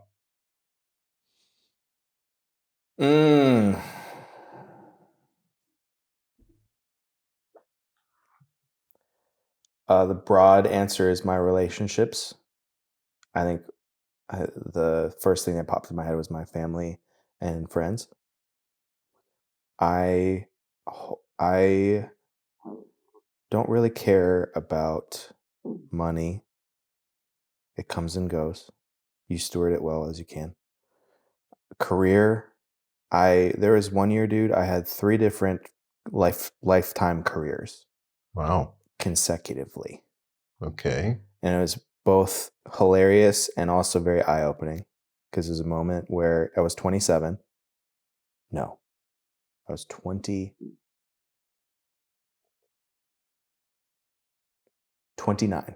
28 going into 29. Okay.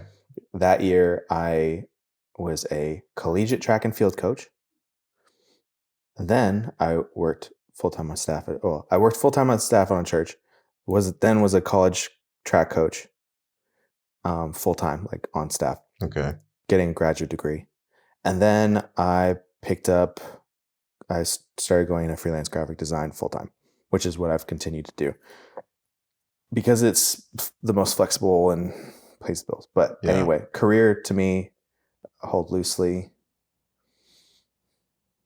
Where I live, all that stuff, time. Like these are valuable things, but like they're not utmost. I think it's always kind of been that way for me, where I've held almost all of my childhood fears were tied to like losing family Interesting. and losing friends.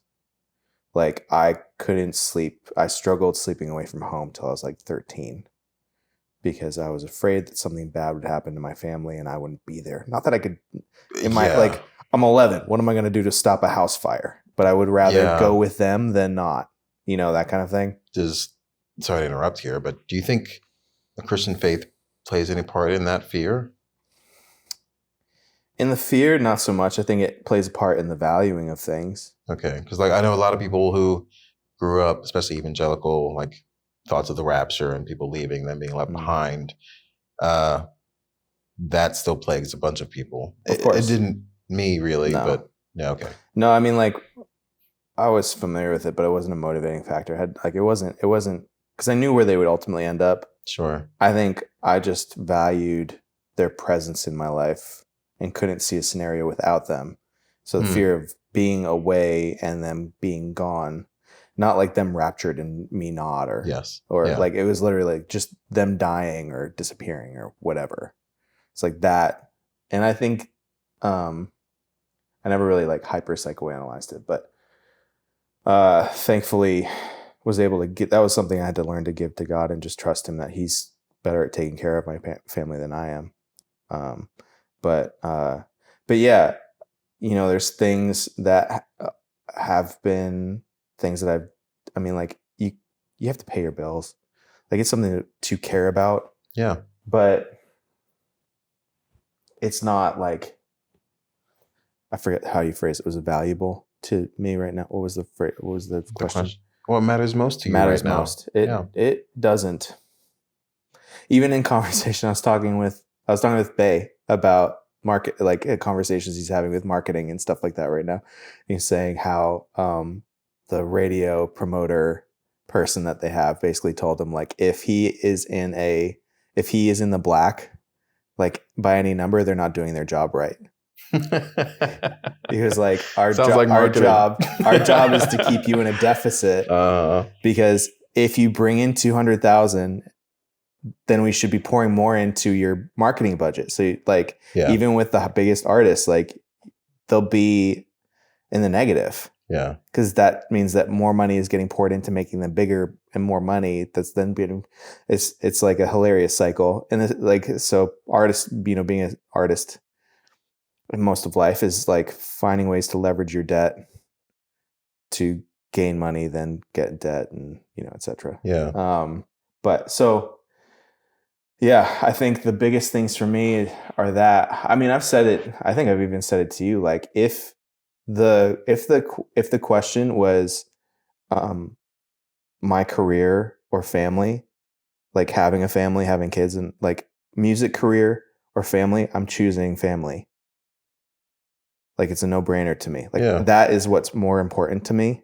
The music career, people go off with an acoustic track that they filmed in the middle of nowhere. Like, it's really not. Yeah. Like, and you could do the inverse and spend your entire career trying to, pouring thousands and thousands and thousands of dollars into something that never gets off the ground. Yeah. Like, it's so fickle. But to me, like, family relationships have always been the higher priority and of a greater value. I think I write music with those things in mind. Like, I'm writing for people in my head. Like, I'm seeing the people that I'm writing for when I'm writing. Yeah. That kind of thing. Because I see them in pain and I want to help them. So anyway, long answer to a short question is family, friends, you. Okay. I'm going to make you cry one of these days. It might be today. We got a bunch of questions left. I'm trying to think what the answer is for me right now. Yeah. Movies? Dune 2. Yes, Dune 2, which I did see 10 times in theaters. Proud of you. Thank you. I've just been loving the storytelling in that art form. Mm-hmm. Things have just been speaking to me, and we'll touch more on a different movie that I saw last week later in one of the questions. But yeah, they've just been really helpful in unlocking emotions for me. Yeah. And I've been really thankful for that. Yeah. Yeah. Okay, next question. That was nice and easy. Here's number 5. What are you holding on to that's holding you back?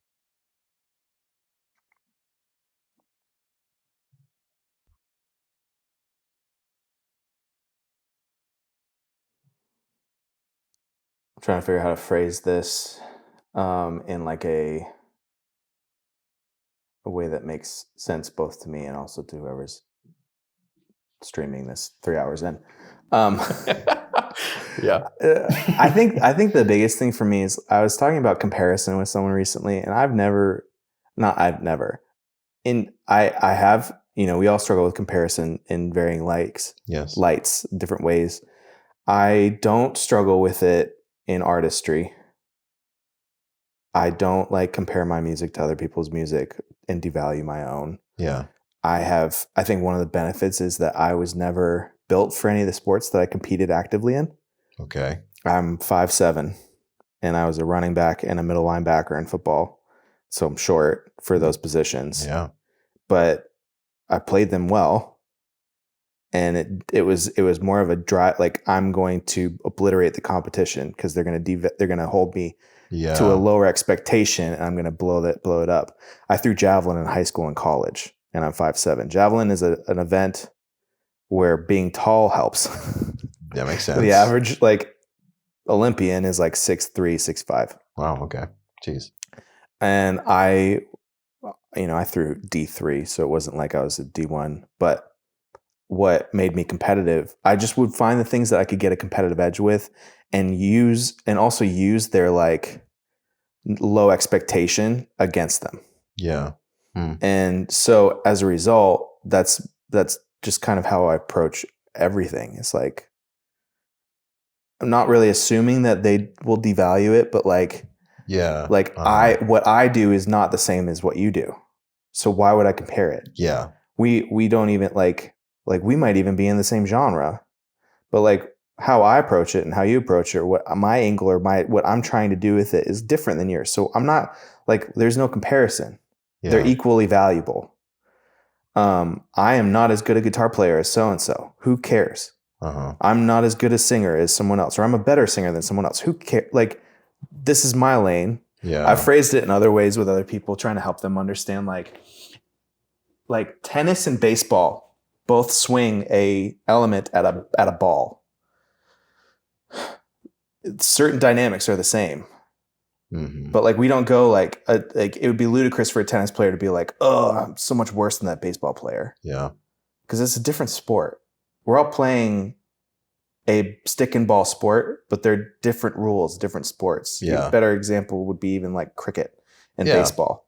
Totally. It's like they're swinging a bat at a ball, but like the rules are different. The goals are different. How they train is different. Why would you compare them? Yeah. So comparison in that way has never really been a problem. Where I struggle and what holds me back, I think, in a lot of ways is on like a social emotional comparison that I haven't until more recently haven't really been able to peg. Where like, especially like in the dating world, will immediately devalue myself and other people's potential interest in me. I feel that. Where happily, it gets proven like, why would, it's that scenario of like, you have a crush on someone, but you never go for it. Then you find out 5 years later, like they were crushing on you too and just waiting for you to make the move. Yeah. Like the reason you didn't make a move is because you were comparing yourself to what you imagined they wanted. Yeah. Yeah. Or the reality of what they were with or pursuing or would say or whatever. You know what I mean? Like it can all become games. Anyway, I think that has often been the thing that like holds me back, especially when you think of like, if relationship, like family, friends are the thing of value, then of course the area that that is holding me back the most in life that I struggle letting go would be comparison on that front. Yeah, that's good. Like they're tied, because what holds you back tends to be tied to like the thing that you value. Oh boy. I won't ask you to say that again. I've done that enough times. But just know that was good. Rewind it. Yeah. I think for me, it's it's the insecurity, Yeah. just in general, Yeah. especially like talking about wanting to reach out to people just to say something positive to them that they might enjoy hearing. Just feeling like I'm a nuisance or a burden. Mm-hmm. That's something that's always been a big thing for me. Yeah. And maybe it comes from just like feeling that way as a kid. Mm. Just feeling like, oh, I don't want to bother my parents with whatever. Like, dad's always working, he's busy. Right. And when he is home, he's resting so he can go back to work. Right. Or mom's doing a bunch of jobs. I don't want to bother her either. So like I became self-sufficient and all that, which is good. Yeah. But yeah, just feeling like, oh, I can't go to the people that I know and trust and love, even if it's for something positive. I still don't feel like bothering them. Mm. Yeah. Yeah. Well, that's heavy. On that note, it's heavy, but it's good. I was just thinking about in the same kind of line of like how that's communicated is often that it's not intentionally being communicated, or it's being communicated at all. It's received though. Yes. You think about like when I was a kid or whatever, the moments where it's like, Dad, remember when you said this thing? And they're like, no. Yes. And then you realize like you get older and you get that pulled on you. And you're like, dang, like there's so much that is said that was not remembered or not meant to be a impactful thing. You say dad's really busy one time, and that could change the entire perspective for a kid of their father. Yeah. And then it's cliche, but it's true. Like how you kind of view God. Absolutely. Yeah. Because it impacts. Like, so, you hope that in the long run, those things can kind of get broken down and healthily treated. I had a wonderfully horrible season of life where I was recovering from burnout and kind of forced into treating a lot of these things that I didn't even know were problems. Yeah. And mentalities in me. And I wouldn't be who I am today had I not gone through that season. But yeah, it's wild. It's wild. And it makes it even more weighty, the idea of being a parent, and scary, of like offhand comments or jokes that just stick with a kid for their entire life, or changes perspective and it's not true. Yeah. It's just something that's said in a moment of like weakness or whatever. So it's impossible to avoid it. And I don't think we should be afraid of it happening, but just recognizing both grace for those moments in our own past, and grace for ourselves in our present, our future. Because stuff happens like that. It does. Yeah, I'm trying to give myself grace wherever I can.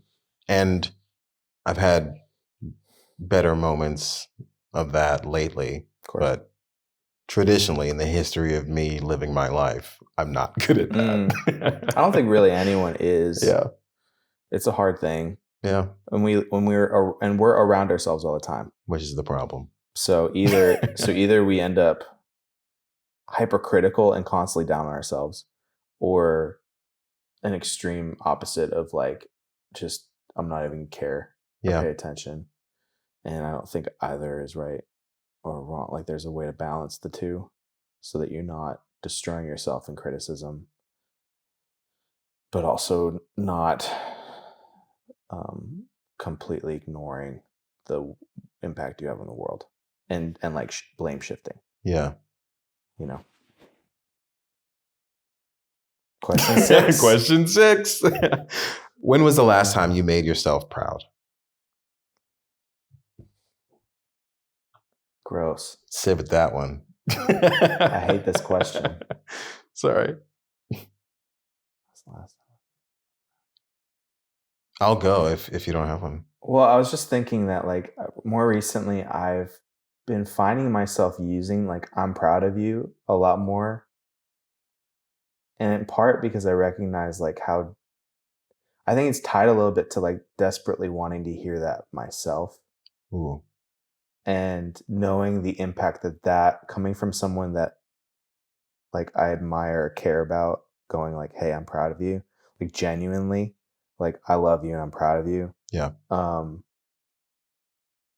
Dude, I saw freaking Mr. Rogers clip like a month ago. Okay. And it was like, it wasn't a short one. It wasn't a short one. It was like it was a good minute. Yeah. And it got me, like, it was basically that. It was like, it was a summation of words that I didn't know I needed to hear. And I started crying. I was like so angry about it too. Cause I was like, Mr. Rogers, you shouldn't be doing this to me. But one of the beautiful things that he did was that it was genuine. He would look at the screen and go, I am proud of you.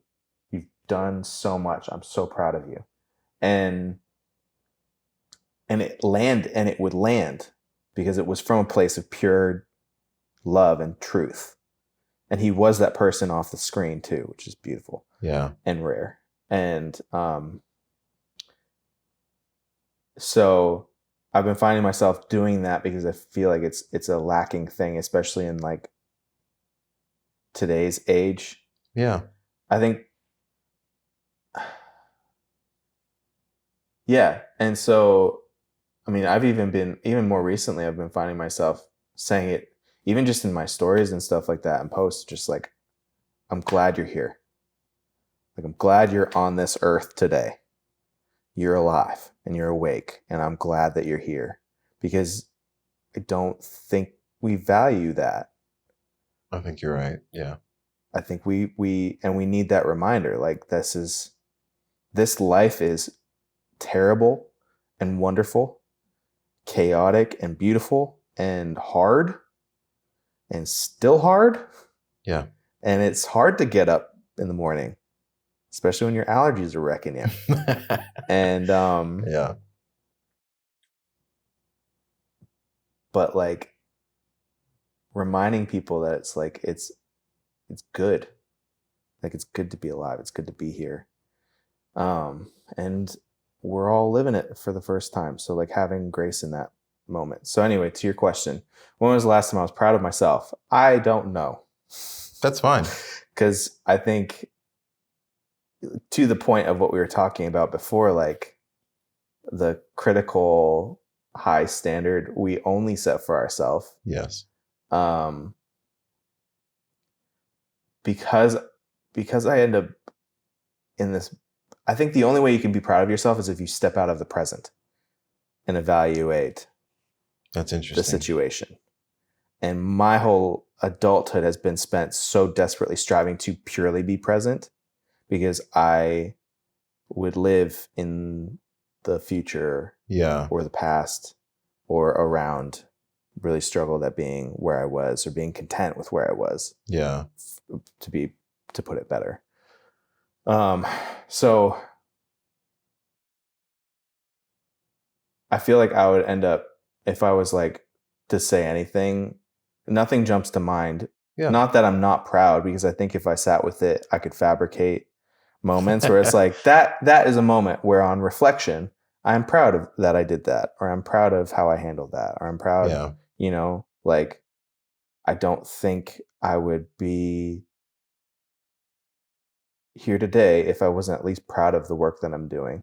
Because you have to have pride in the work that you're doing in order to continue doing it when it's hard. Definitely.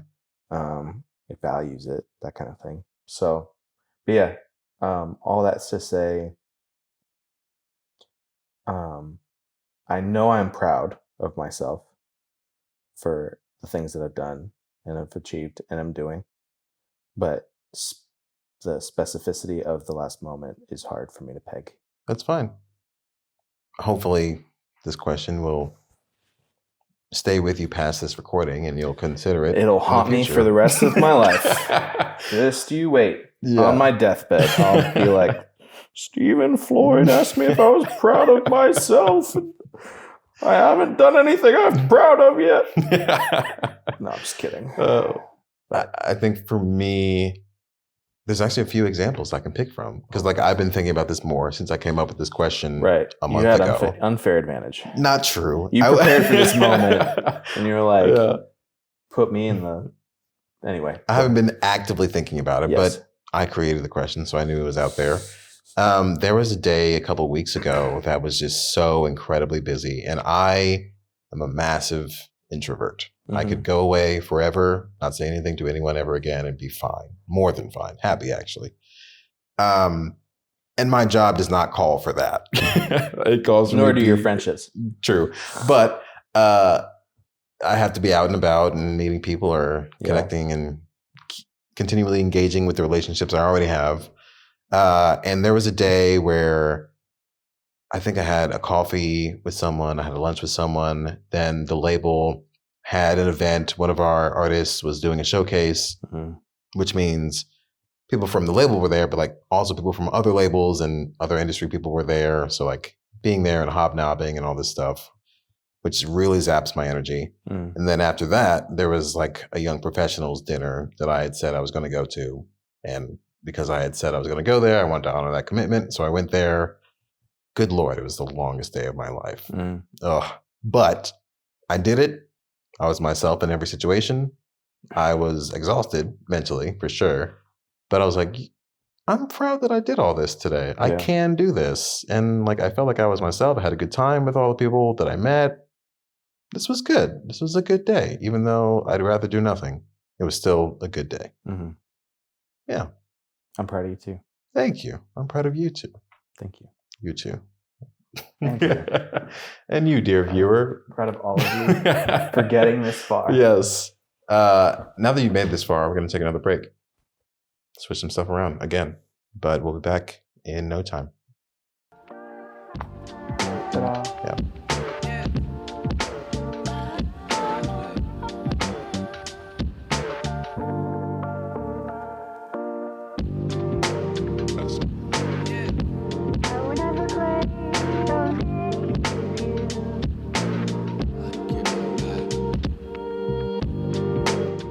My favorite thing is people seeing me drinking water from a Pellegrino bottle, thinking it's Pellegrino. That's fire. I just don't buy water bottles. I buy every other week a bottle of Pellegrino. I drink it and then use it as a water bottle for the remaining period. Now the people are going to know. I'm going to broadcast that. Please do, because honestly, I don't need I don't need more to make people think I'm unapproachable. Please approach me. Please approach me. Yeah. I am. I don't know if there's questions in it. Let's clap real quick. Let's clap. 3, 2, 1. That was great. That was great. Hopefully you can use that audio from before that. But I'm sure. What I was saying was the unapproachable thing. Super interesting. I've thought about it a lot because oftentimes, and especially if you know someone or kind of know someone, especially with social media, you get the sense of like, oh, someone's doing a lot because they're posting on social media all the time. Yes. So they must be busy. So I won't ask them if they're free.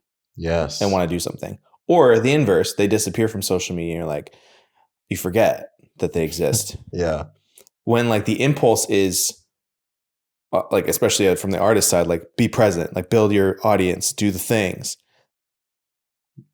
That takes 5 minutes. Yeah. I literally sit down with coffee in the morning, think, I wonder what I should post. And then I post the thing on TikTok. I figure out maybe I'll post a reel. I'm reusing stuff all the time.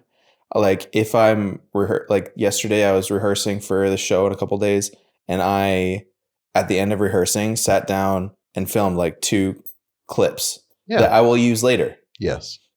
Because I'm posting on social media, everyone's like, "Oh, you're killing it." Because I'm posting regularly. I mean,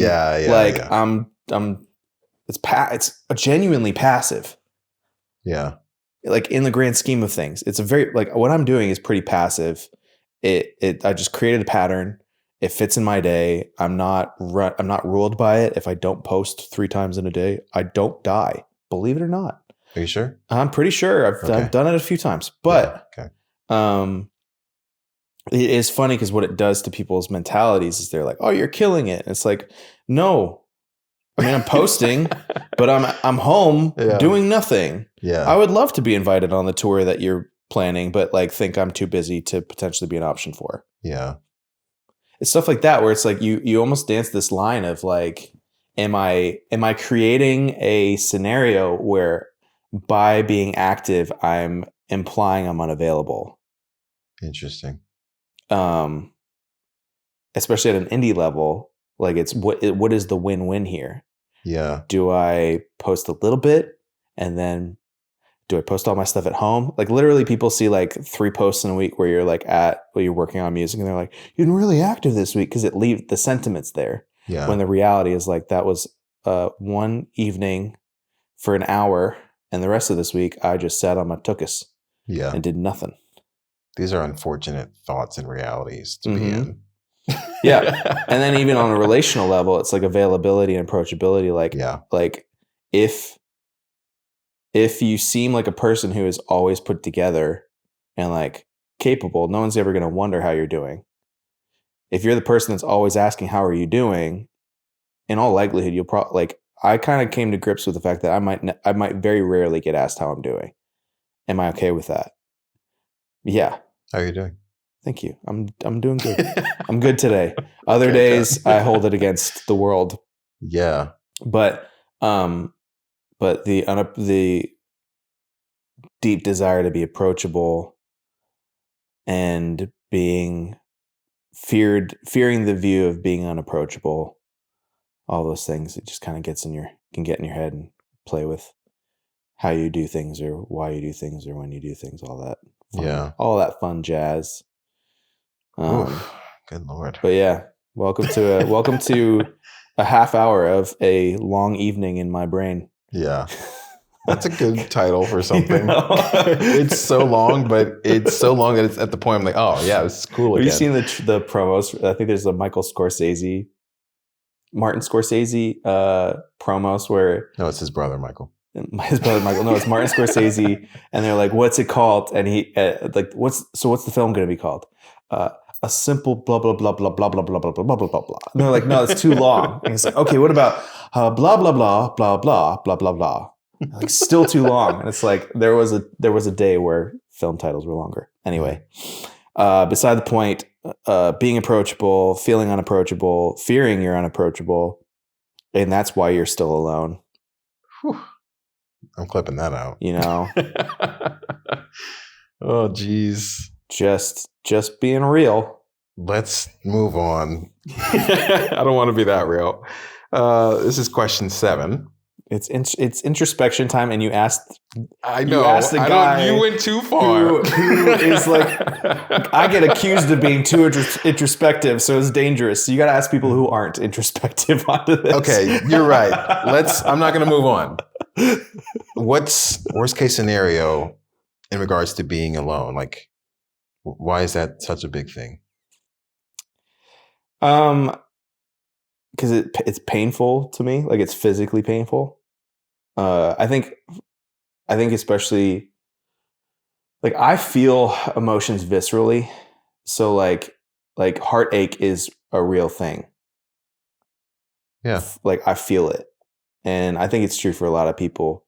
I think we should value emotion, but we should also, not to the extent it can be valued sometimes, but recognize that there are physical costs tied to stuff. For me, even the biblical model is not being alone. It's being with people. It's like, it wasn't good that Adam was alone. And we can, like, I'm not going to go into the theology of it. I'm sure that there's more nuance to it, but like, we were designed for community. We need people, even if you're an introvert, and like would be happy being alone. Like that would be great for a while, but not forever. And I don't care if there's pushback on that statement. I didn't say anything. I know, but I'm watching your clockwork, and you're like, I don't know. It sounds pretty great to me, Bob. This is not a fight. It's like, but here's the thing. But here's the thing. Here's the thing. You're fabricating relationship through film. Oh yeah, sure. Like you're connecting with other people's stories and through music. film and music. Yeah. And so you're not actually alone. Like the way an introvert in that setting is recouping is through presence on your own terms. Yeah. And so like if that was all removed from you and you were put in a shack in the woods alone, that the joy of that experience would eventually run out. I could see that happening. Yes. So anyway, we're designed for people, for community, for relationship. I have always had a deep desire to be married and have kids. As long as I can remember. Interesting. Before the Toby Mac show? Like, dude, does this memory go back further? For real though, like I was serving in like the nursery when I was 10. Wow. Like my peers were in Sunday school and I'm volunteering in the nursery. Wow. It's such a funny thing to be like because it breaks the mold of being like a dude who babysits, but I babysit. Like I love kids. I've always loved kids. I break at the idea of like father-son reunions and like all that stuff, dude. Just hits me right in the soul. But it's always been part of who I am. And people can tell, I think. Like, it's funny, like people forget Facebook started out as a friend comparison app. Oh, yeah. Like it was a networking thing. And then you had like games where it was like, who's the better kisser, or who's the better boyfriend, or who's the better whatever. What a time. It was what a time. The early days when we didn't know what we were doing and you needed a college email to get on it. Yeah. But dude, it was so funny. I would like rank higher than anyone else that I was friends in my friend group in like dad or husband, but like wouldn't even be a blip on the boyfriend or like relationship material thing. Yeah, and here like, you are, and I'm still single. But no, but more of it, what cracked me up at the time was like, so I am quality material for the long run, but for the short run, I'm unappealing. We have talked about this a little bit. Yeah. That's a hard thing. It's a hard thing, and it gets in your head and it messes with you. And I'm sure there have been moments where I have felt desperate that won't change. Desperation tends to lead to foolish behavior. And I can't say that I've been foolish. Maybe I've like stepped into the beginning stages of relationships when I should have been slower at them. And I refuse to compare my behaviors to like other, like, well, they did work. Someone else did something even worse, and they're like, that's stupid. I just like, we're going to talk about me, but yeah, I think the bar has always been for like, there's a desire in me for something lasting, and for a forever person. And so have I come to grips and kind of like laid that at the feet of Jesus? Absolutely. Like I had to.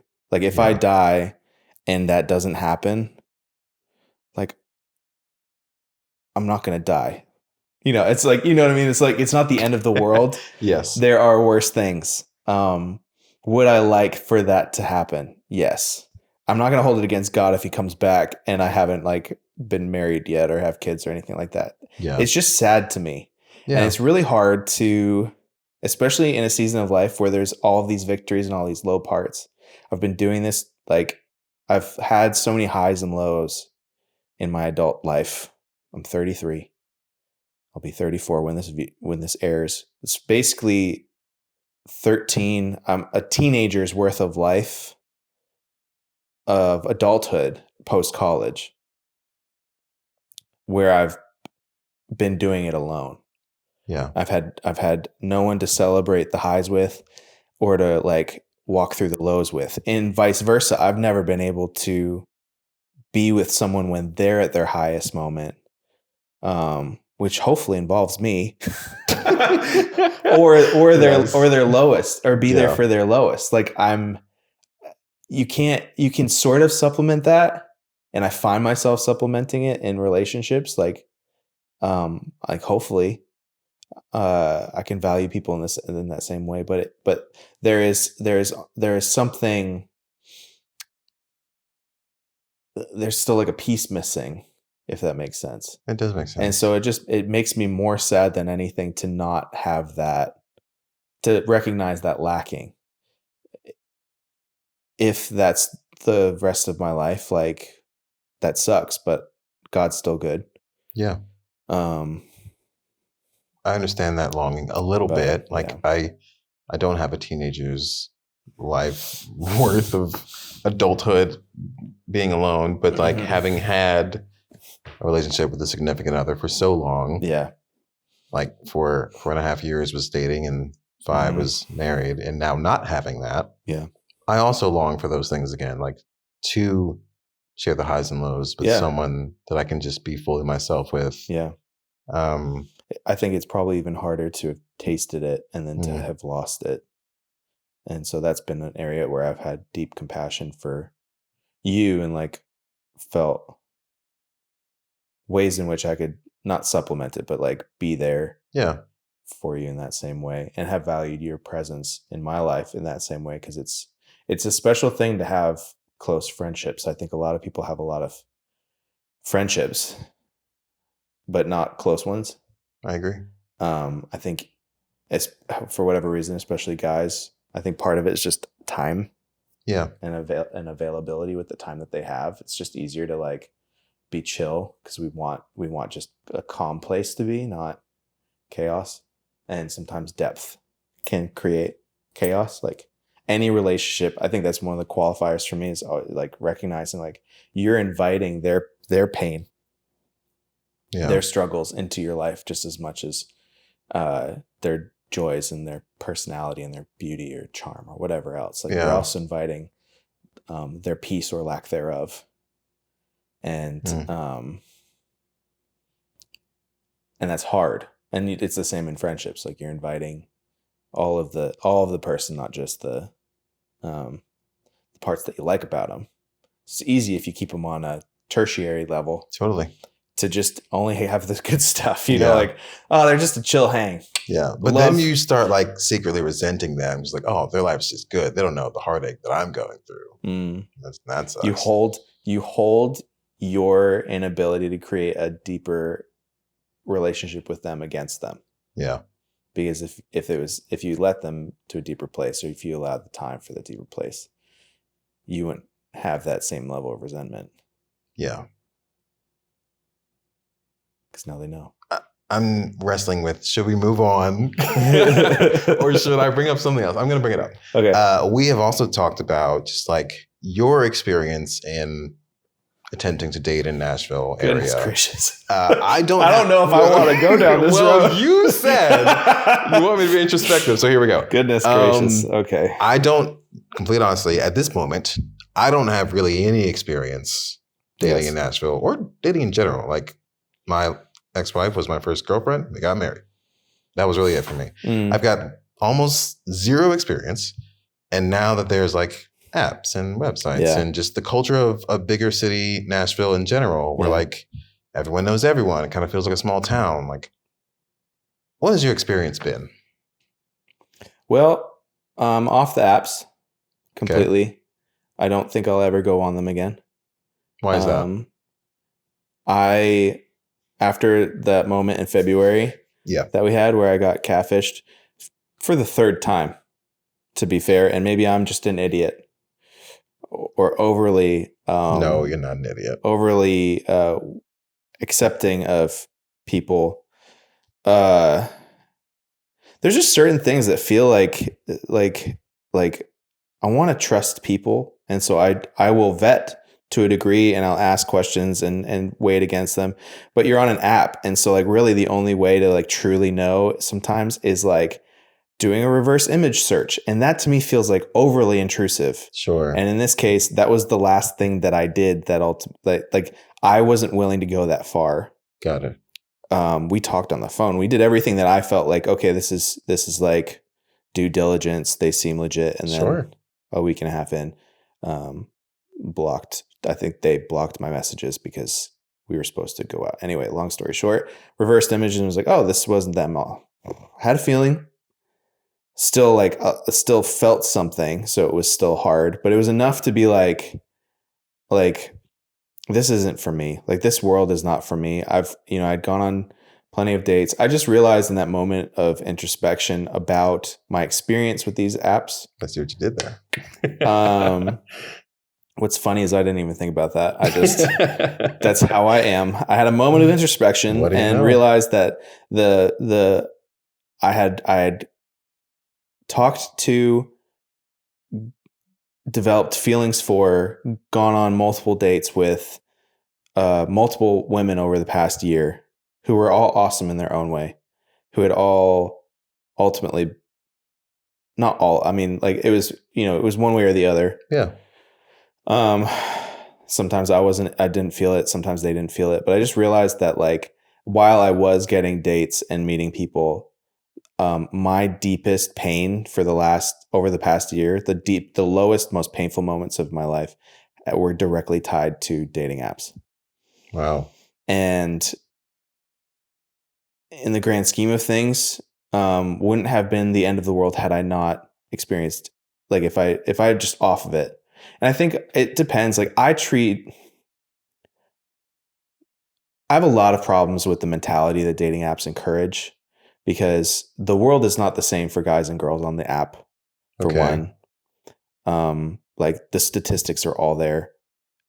Just ask a female friend of yours to see their Hinge account and the number of likes that they have, and then ask a guy friend who you know is on Hinge to see how many likes that they have, and it's like 10-1. Okay, It's insane. But that's also the nature of men and women. Sure. And maybe the matches aren't great. Who cares? Beside the point. It does give you, like, it gives you a little boost when you get like a like, oh, someone liked me. Yeah. Someone gave me a little wink from across the internet. Geez. I've also matched with people internationally who claim that they were in Nashville, and I found out, like, after a little while, I'm just kind of looking to see something different. And it's like, well, like, I'm just looking, and rather than close the door to God of, like, maybe he'll use this, I'm just seeing maybe he'll use this. And I've just come to the place where I'm like, God, I don't even, like, maybe you'll use it, but I can't. Yeah. Like, I can't do it. I can't put myself through that anymore. I'm also obsessive. And so I would have to fight obsessively, like, swiping. Cause maybe I might, if I'm not getting matches, then I have to initiate them. Yeah. And, you have an algorithm that's doing whatever the algorithm does. And anyway, it encourages you to be in talking stages with as many people as possible, because you might, you don't want to close the door on what might be. And then, so you have all these options. You could have a week where you go on a different date with different people. There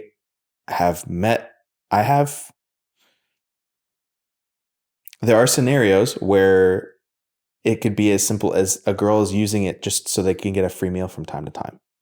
It's a rarity, but it happens. That's a great idea. Why am I not doing this? I know. Sounds awesome. So, like, there's all these factors. When I would match with someone, and we would start talking, I wouldn't be talking to anyone else. Yeah.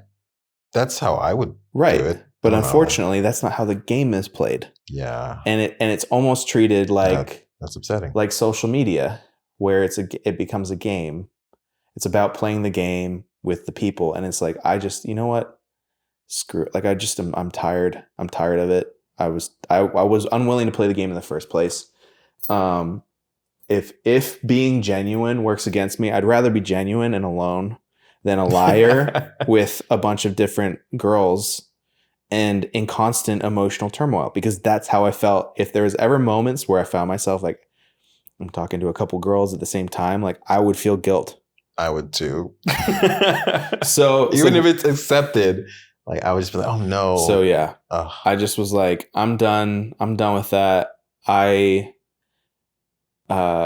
It'll have to be out in the wild. Yeah. Or through, social media. Like, I know people that meet on just through, they slide into people's DMs all the time. I don't know how that works.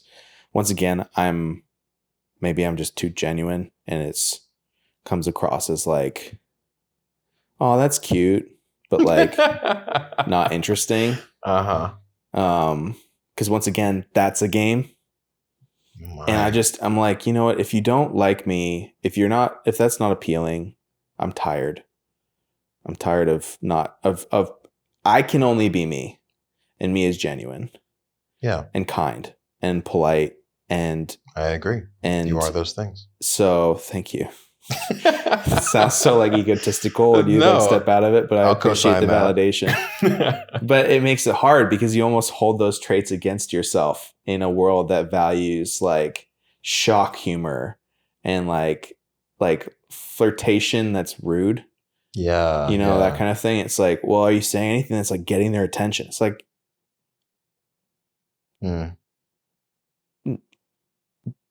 what's that look like? Do I want to be with someone that needs me to be that? You don't. So anyway, I think it could work. I have plenty of friends that have got married from them. Great. I have nothing. Cool. I have nothing against it. I don't think Nashville is any more difficult than anywhere else. Okay. I think that there are certain scenarios where like being working for a label and having a girl who's an artist might raise questions internally where it's like, is she into this because of what I bring to the table? I wouldn't, I tend to, my attitude with all of this is I'm going to believe the best of you until you prove me that the opposite. That is so difficult. And it's incredibly difficult, but in my mind, it is the better place to be. And I'd rather be accused of naivety in that front than just assume the worst of everyone I encounter. Yeah. And obviously like discernment is a thing, like fool me once, like the whole misnomer with forgiveness isn't forgive them and then return to the vomit. Like forgive them and then have discernment about how you interact with them in the future. Yeah. So that like there isn't a need for forgiveness again because you didn't put yourself in that position. Yeah. And so like, are dating apps still tempting to me? Yes. Like even this moment, as we're talking about it, I'm like, well, were they that bad? And it's like, they were. Mm-hmm. They were. And sure, they were a great source of potential of like, because you just never know who you might match with or who you might find, or you never know. It's always like, at least you're out there. But like trauma. And so I think it's just a better place for me in my emotional and spiritual health to not be on them. Yeah. And just pray that God will use that scenario. Yeah. Rather than trying to be wide open and God use any scenario, if that makes sense. Makes sense. Yeah. I think God uses avenues that we open for him. This is a side note, but like the scenario where I'm like, when I wake up at night, my first assumption isn't what's off and like what's off my sleep cycle. It's like, well, maybe like if I'm going to do anything, I'm just going to start praying and see what happens. Maybe God has something that he wants to say or someone I'm meant to pray for. Yeah. Did God tell me that's what he does? No. Is God using it? Yes. Yeah. So I think I'd rather that. Will God use the limitation of not being on an app? Yeah. So. Okay. Yeah. Anyway, if you use an app, I think you just need greater wisdom and discernment. It's not a bad thing. I just can't be on them. And I think there are plenty other, especially in your case where you're out and about and going and doing things like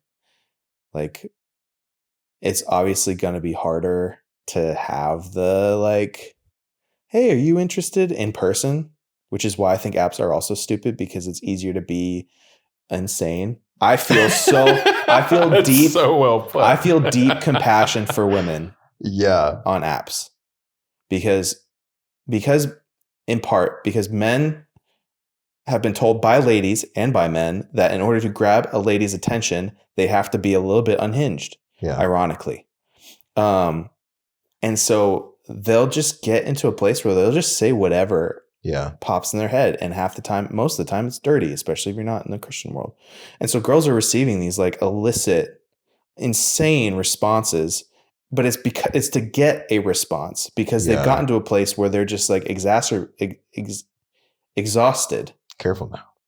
exacerbated was about what, but I don't think that's the right word. They're exhausted. They're beyond the point of all reason. And I've been there. Yeah. Thankfully, I don't have much unhinged thoughts. So my crazy is like, wow, that dress is popping. Yeah. All right. Are you from the 30s? Yeah, I know, 20s, right? I guess. The 2020s. Are you from the 2020s? Yeah. But yeah, it's a world. I think it's better to do it in the real world because then at least you're not getting catfished. That's true. By the person in front of you, outside of maybe they're emotionally catfishing. Yes. Gotta watch out for that. Which is its own issue, but at least they are to your face. Yeah. Probably who they are. And I think it's mutual. I think girls want that as well. So it's not that, I mean, like, yeah, it's a harder thing to approach someone in real life. For sure. But I think it's a better thing than the apps, at least for me. So okay, take that with a grain of salt. Yeah. I think that you're a great guy and a great catch, so I wouldn't be worrying about it too much. All right. Chill out, brother. Yeah. We should take another break because we didn't even get to question 7. Cool. But I'm sure that there was enough time that I need to let's change take a break stuff. and then hit the last 3 seconds. We'll do our questions. best to get to the next question after this break. How about that? Heck yeah. Yeah.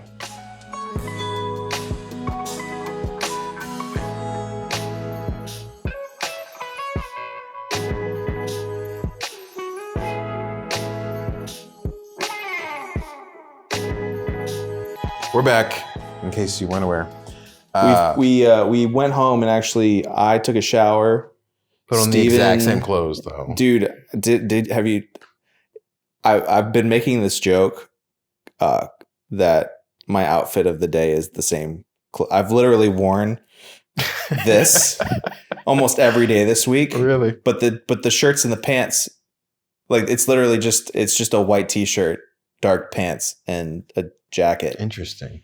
And that's been my outfit of the day every day. Okay. It's been a weird week for me because like I'm wearing a sweatshirt and I think it was like 80 something earlier this week. So I was definitely wearing short sleeves. It's low 60s today or this weekend. Yeah. But it's just the joke is it really an outfit of the day if it's every day?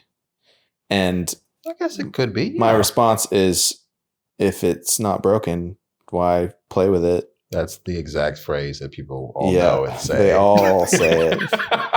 They all say it. It has some innuendo in it, which is just what makes it all the more fun. You know what? Let's move on. Let's move to question 7. Question 7 is, what was the last piece of art you consumed that inspired you? The last piece of art that I consumed that inspired me. Correct. Let's see. I consume a incredible amount of music. It always blows my mind when other songwriters or artists go like, I don't really listen to music. Because I'm like, what is broken in you? You know what I mean? What is broken in you? Don't play with it. Right? Don't play it. No, it should be fixed. It should be played with. Play with it. Like I'm constantly inspired, but I wonder if for them it's just they never found the thing that inspired them. Yeah, they're just caught in the top 40 stuff, and they're like, well, there isn't, like, I make music, but it's, whatever. I'm like, yeah, like painters looked at other paintings. They did. Like they looked at the world around them. They're God was the great painter for them, kind of thing. Yeah. In the same way, like I consume a lot of music constantly, a decent variety. Let's see, the most recent album that's been kind of fun and sort of inspiring some stuff. I basically try, like, especially on days when I'm writing, or like have a songwriting session, I prioritize artists that I know like inspire song lyrics in me, because not all do. But Maggie Rogers just released a new album. Yes. And I can't say like it was like oh my gosh, this blew my mind. It didn't blow my mind. I agree. But it has some really great parts to it. It feels kind of Fleetwood Mac-y. It does. Like it feels like it's old. even though it's new, her songwriting still is so good. The title track was my favorite. Title track was good. There's a song, I'm blanking on the name of it. You could look if you want. Gosh, I don't want to. Well, then don't. Gonna. While you're doing that, I'll say mine. This artist that I found a few months ago named McGee, which is spelled MK.GE. Yeah, you shared it with me. I'm just obsessed with the record. I cannot stop listening to it. And I found him like a week before he put out his new record. Okay. And two of the songs that are my favorite are Candy and You Got It. So freaking good. That I actually really like that album too. It doesn't inspire my music as much. It's just like it's a vibe. Yes. Two things. One is I Still Do. Oh yes. From that Maggie Rogers album. Great. That one played and I wasn't paying attention when it started and then it hit the chorus and I was like, wedding song. Mariella. Okay, Leon Bridges and Khruangbin. Okay. Is for like the last month has been my like I've been low-key obsessed by it. Even though it's 2 years old. Yeah. It just kind of slipped into my feed one night. Yeah. And it is so the guitar tone, the vibe, the Leon's vocals on it. It just is like I want to drive all night to this song. Yeah. Which I did one night. I drove 40 minutes and it was on repeat the entire time. That's awesome. That's good. Because it's just like I can't find a better vibe than this. Yeah. They released, Khruangbin or however you pronounce their name, released a album that I sent to you that kind of similarly is like this is just super vibey and kind of feels like a Western. Yes. And definitely. like but like in a cool way. Yeah. You know what I mean? Like it's it's like an appealing Western that you just kind of want to ride around in, like stylized. Yeah. It's like Did you ever see Once Upon a Time in Hollywood? No, and we talked about this. I still have yet to see it. But like there's a couple of scenes because the actor Leonardo DiCaprio's character is kind of an out of favor actor. Yeah. And he's drifted into the world of spaghetti westerns where he's just cranking out film after film. Uh-huh. But it reminds me of the scenes that they shoot in that space where it's the colors are just really vibrant. Okay. Because of Tarantino's style. Yeah. And even though probably like in the film version, in the movie world, they weren't that vibrant, but they're very vibrant and stylized. And anyway, also inspiring to me, not really from a stent of like, I went down and immediately wrote a song. Yeah. But just like, it broadens your perspective of what can be done. I had this conversation recently, and I've had it before. The difference between like inspiration and like copying. Yeah. I think that we are all a product of everything we consume. And sometimes if it's good and it feels close to our soul, if we're a creator, we will use those things that like touch it as reference points to help inspire the thing that we're creating. Yeah. And form the sound. Like if you're an artist, it helps form the sound. I think sometimes that gets mislabeled where they go like, oh, that Coldplay track, like Viva La Vida, that was amazing. Like I'd love to make a song like that. Can be misunderstood as I want to copy that. Yeah. And sometimes if a person's not mature in their artistry, they do that because they're just trying to find, how do I take this thing that I'm barely imagining but feel and make it come out and sound away. Whereas in reality, there's just a dynamic, maybe there's just a layer in Viva La Vida for a reference point that inspires that little part that you feel to come out. And so the hard part of a songwriter is taking all those little things that are literally like just an element or a feeling or a vibe within a song and putting them together and creating something new with it. That's what songwriting and like artistry should be. Because people sometimes don't put in the work or don't know how to do that. It looks more like copying it. And I was in a conversation with a guy who is like, I'm just so like, he's in more of the worship CCM world. He's like, if like, I'm just used to at this point, like getting called up and be like, hey, can you lay some tracks that sound like the 1975 on this album, on this song? And the album's from 2015. And it's like, and he's like, and he was holding that like against the song. And I'm just like, it's a misunderstanding between both of you, potentially between the producer and the artist, even, of like inspiration. Yeah.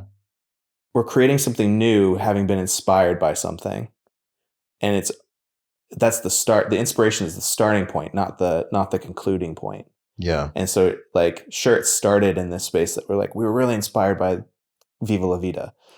But now the song sounds completely different because it went through the blender that is the person and the producer that they're working with to create something completely new. But that's the goal. Yeah. You know, the artists that I work with, usually in the beginning stages when we sign them and they're still doing a bunch of songwriting, I'll create a reference playlist and have it on Spotify or Apple Music that I will send to any collaborators they may have. So like songwriters or producers, but also their publishers.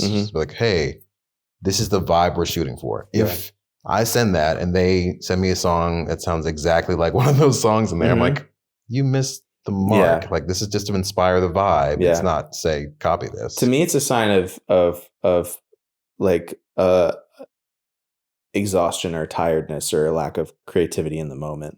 Like maybe that producer wasn't inspired by the blend of things. I think a lot of times it's miscommunication of what is desired here. The joke within the artist community is like, oh, well, they're just looking for the next Lauren Daigle. Sure. Or, oh, they're just looking for the next Brandon Lake or Corey Asbury. Or, oh, they're just looking for another Need to Breathe. Yeah. Because they're safe and like they're already successful. So we can just replicate that. It's easy. I don't think that's necessarily the case. That is actually true. I mean, you're in the label, so you know what is actually being talked about behind closed doors. It is business and it is money lending and making. It's a label is a bank in a lot of ways where they're just like investing and hoping for a return on that.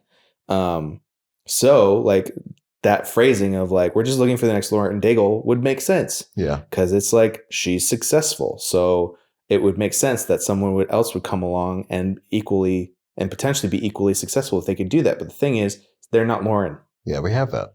Like Lauren is her own thing. Anyone that comes along that is trying to be the next Lauren Daigle will be a lesser Lauren Daigle. Totally. Rather than who they are. Like what makes Lauren successful is sure that she has similarities to other artists, but she has spent the time with herself and her soul and her sound to be like, this is what I make and how I talk and the language that I use and the way that I sing and the way that I make melody. Yeah. And this is me. When I was first starting to lead worship, I saw a talk by Jeremy Riddle where he was like, I love when, you know, the idea of like, oh, like I'm like that I would be an inspiration to a worship leader. But like Jeremy Riddle is Jeremy Riddle. Yeah. No one else can be Jeremy Riddle. No one else can be Phil Wickham. They are themselves. Be inspired by how they do what they do. Maybe there's just something unique about how he was saying all this. Maybe there's something unique about how I lead worship that inspires you, or like that speaks to how you would lead worship. Do that. Don't just copy me. Yeah. Because it's never going to be truly you leading. Yeah. You're going to be playing a character. Ooh. And so it's just a process of getting through all of the stuff and spending time in maturity. I don't think a 20-year-old who has a killer voice has generally spent the time figuring that stuff out. They might. You know, the odds are not reality is this town is full of a lot of people that move here and then have to do the part of like figuring out who they are in public. Yes. in front of people with producers going, so what do you want? And them going, I want it to sound like this. And then the next year they're like, actually, I kind of want it to sound like this, because they're finding new influences, and they're in the process of making a puzzle of who they are. But it's not done. Yeah. Whereas like I did that for 10 years in a closet. Yeah. And so when I moved here, my sense of self was still not quite there fully. Like I was still like, you get given like, we could produce it however you want. That's scary. It is scary. And there's a lot to figure out on that front. But at least I knew how I wanted to say what I wanted to say. That goes a long way. And that goes a long way, because like at the end of the day, it's probably going to end up getting stripped back to a single instrument anyway when you play it live. Yeah. Because indie artistry is like that. Even normal artistry is like that. But beside the point, or label signed artistry, we're all in an effort to, the goal should be to create an amalgamation of all those influences, along with how you can ultimately find your voice in that. You are a sum of all of those things with your perspective. So it just sucks when it has to be done in the public eye, because it means a lot more stumbling, bumbling, and sometimes just calling it quits beforehand. Anyway. Yeah. Yeah. Number 8. I don't know how we got there, but question 8. Oh, brother. Who do you know personally that inspires you to be better?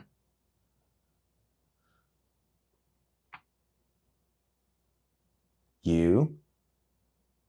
Okay, not me. On a relational level. I think I'm inspired cool. often by your tact and how you carry on. Who do I know personally? This goes back to the difficulty of humanizing everyone. Everybody sucks. You know what? Including you. You know what?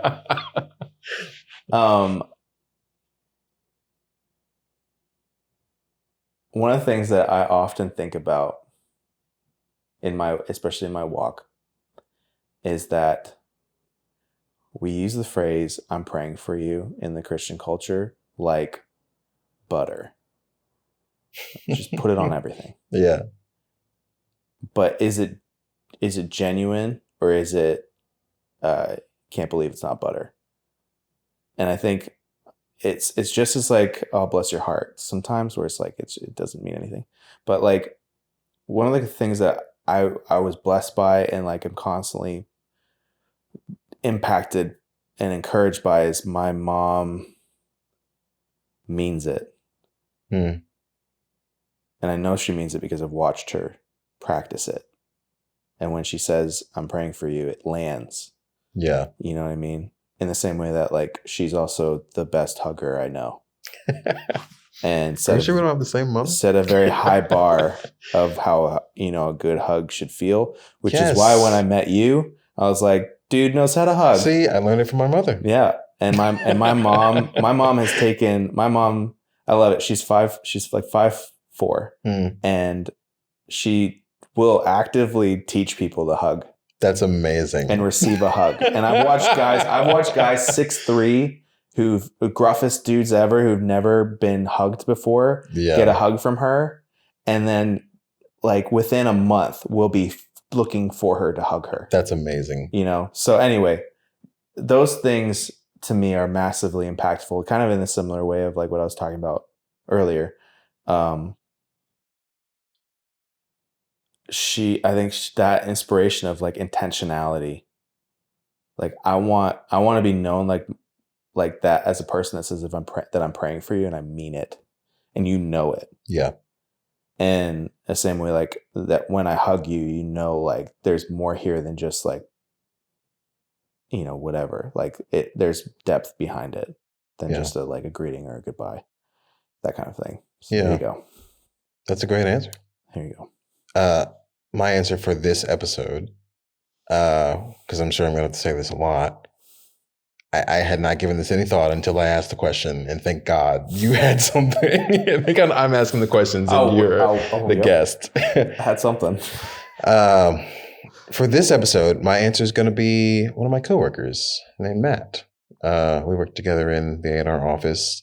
He's not going to be a guest on this show, but I think he just does a great job in his career, for sure. But like, because A&R is so incredibly relational, I feel like everything he does is with intention and kindness and love, and he's got that fatherly energy. Like you on Facebook, people are always saying you'd be a great husband or dad. He's just the ultimate dad, like seeming like a good, loving father figure, a safe presence to be around, musically and personally. He's stellar. So if you're watching, Matt, glad you got this far. Yeah, really. 8 hours in. That's question 8. Love that. We did it. We did it. We're moving. Dos mas. Okay, we might get stalled with this one. Do you still believe in love? Yes. Why? Because God is love.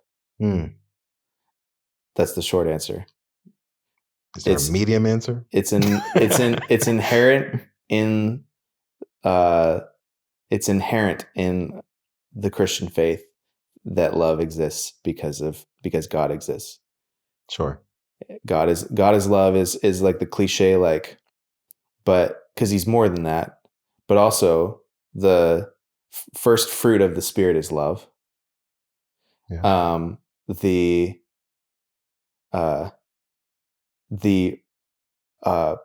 Spirit that God gives us, 2 Timothy 1:7 was always a verse that I turned to when I was a kid because I was fearful and struggled with fear and anxiety and all of the things. And 2 Timothy 1:7 says, God has not given us a spirit of fear, but of love and of power and of sound mind. So have I gotten butthurt by like people trampling my emotions? Yes. Absolutely. But that's the danger of life. It's the danger of love. You extend it and it might be trashed. Yeah.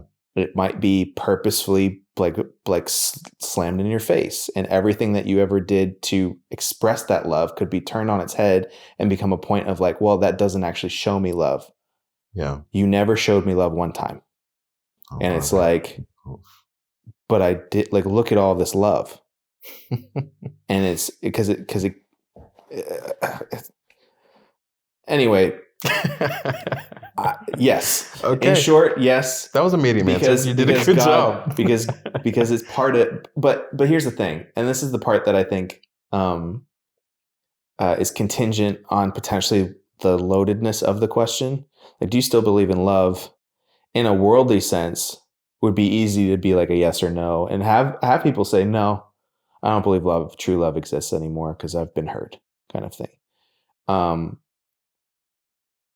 Fruit of the Spirit, for something to be considered a fruit of the Spirit, it must mean that it is supernatural in some way, which would imply that it is not natural. That if we see it in nature, it's a shadow of the fullness of what it is.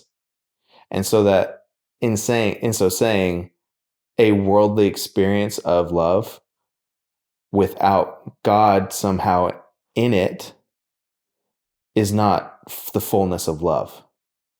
Yeah. There's like a whole nother level. And I think that can kind of be a hard thing to process or swallow or even like believe. But like I look at it and I see there's a depth to love that's not just like, oh, I get the warm tinglies when I'm around you. Yeah. It's like love extended also looks like patience and peace and kindness and gentleness and like all these other things that are also fruit of the Spirit. Yeah. But also found in love, and love is found in them. And it grows in you in your relationship with the Lord because it's a fruit, and trees that are well rooted grow fruit whether they want to or not. Yeah. Like an apple tree can't not produce apples unless it's dead or unhealthy. Yeah. So in that way, even if I didn't want love, even if I thought it was like, gone from me, depart from me, O evil doer, because of how much you hurt me, it would grow again. That's good. So, Oh my. what about you? This week, the answer is yes. I still believe in love.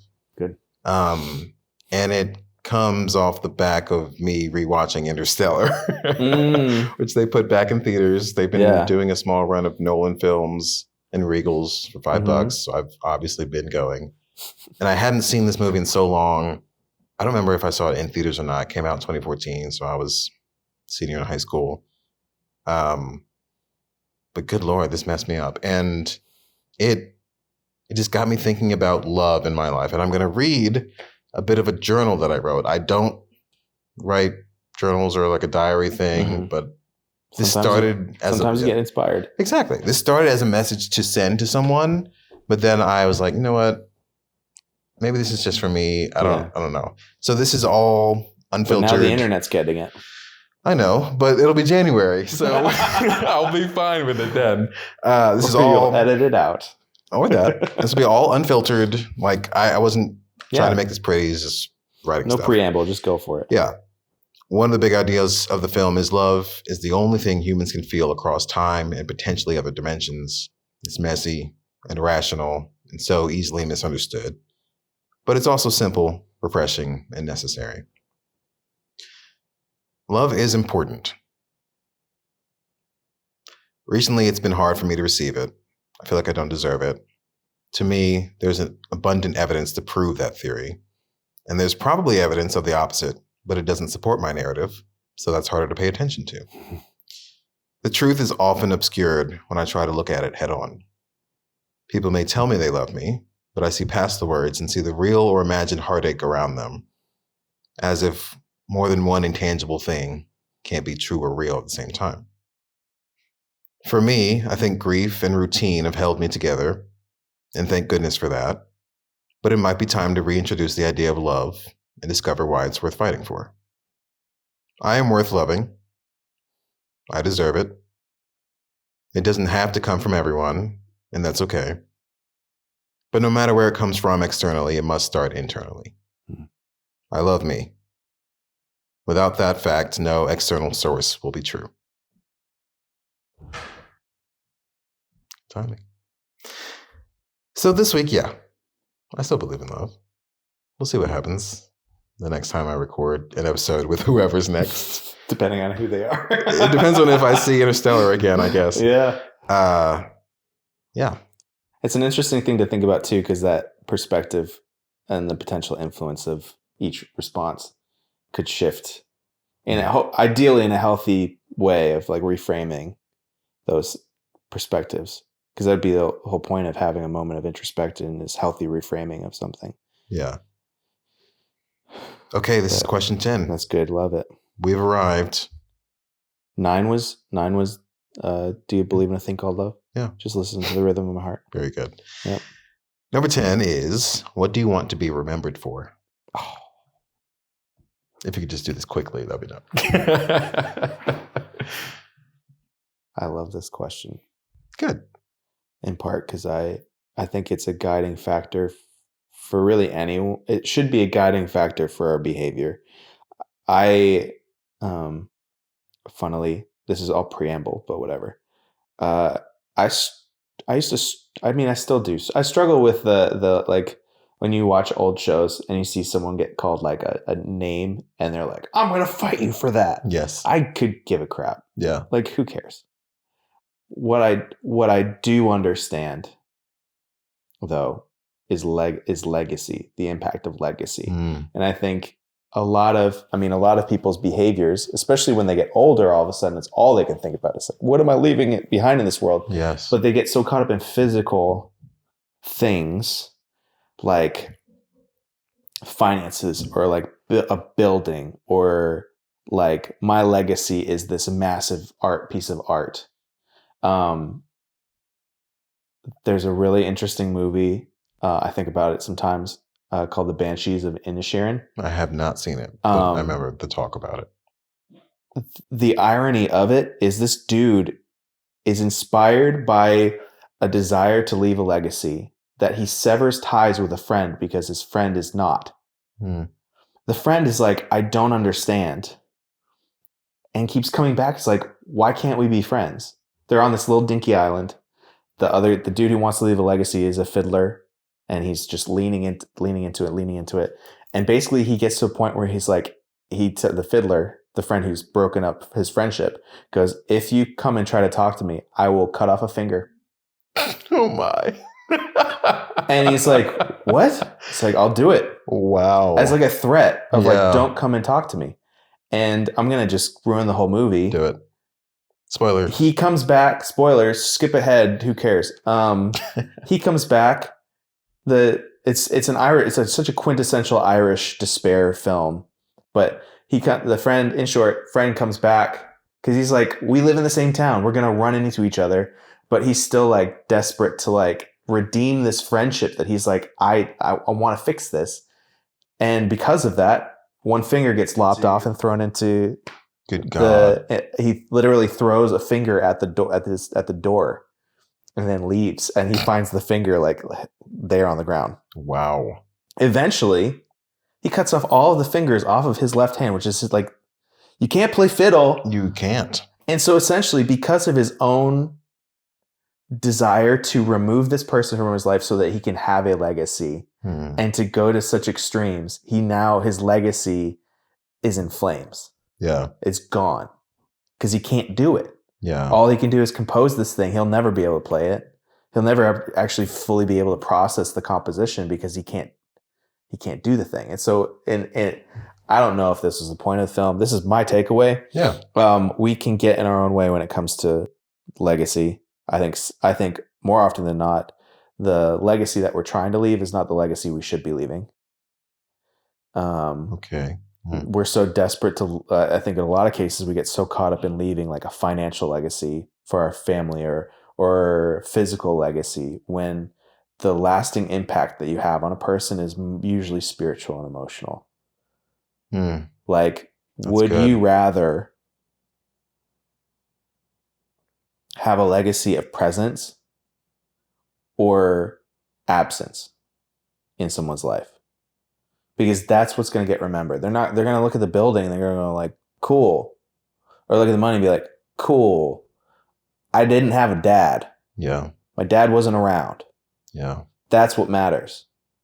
And I think I always kind of felt that. You don't really think about legacy when you're 18. No, of course not. Unless you're introspective like this guy.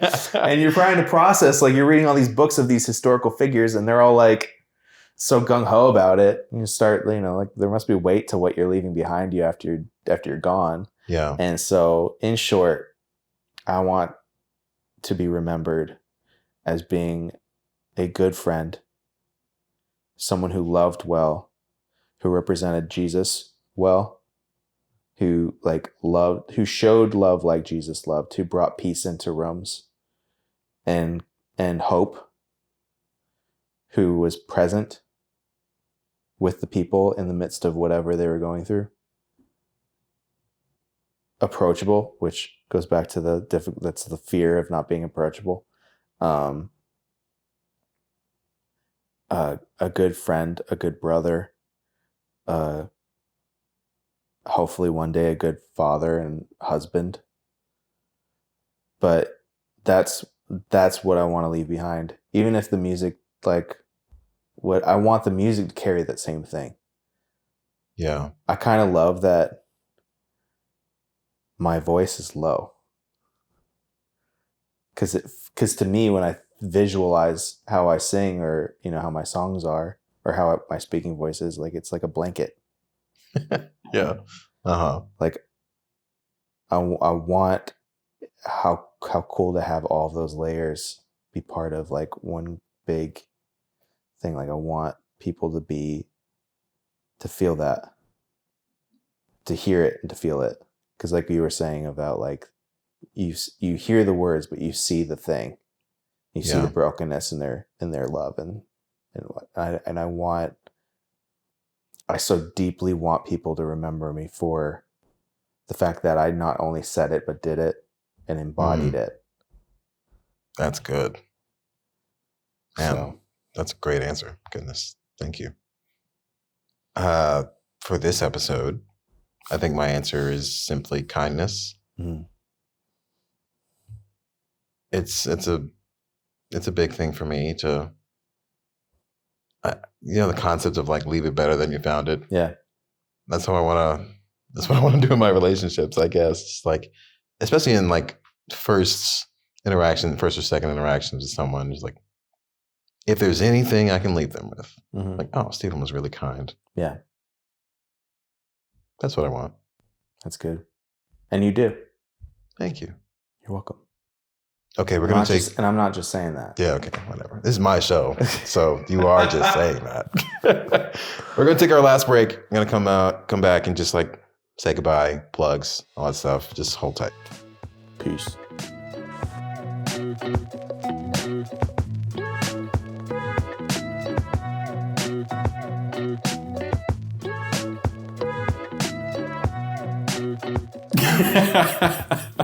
Well, thanks for joining us for episode 1 of A Moment of Friendly Introspection with Stephen Floyd. Our guest today has been Jonathan Cyphers. Jonathan, do you have any plugs? You want to point people to anything?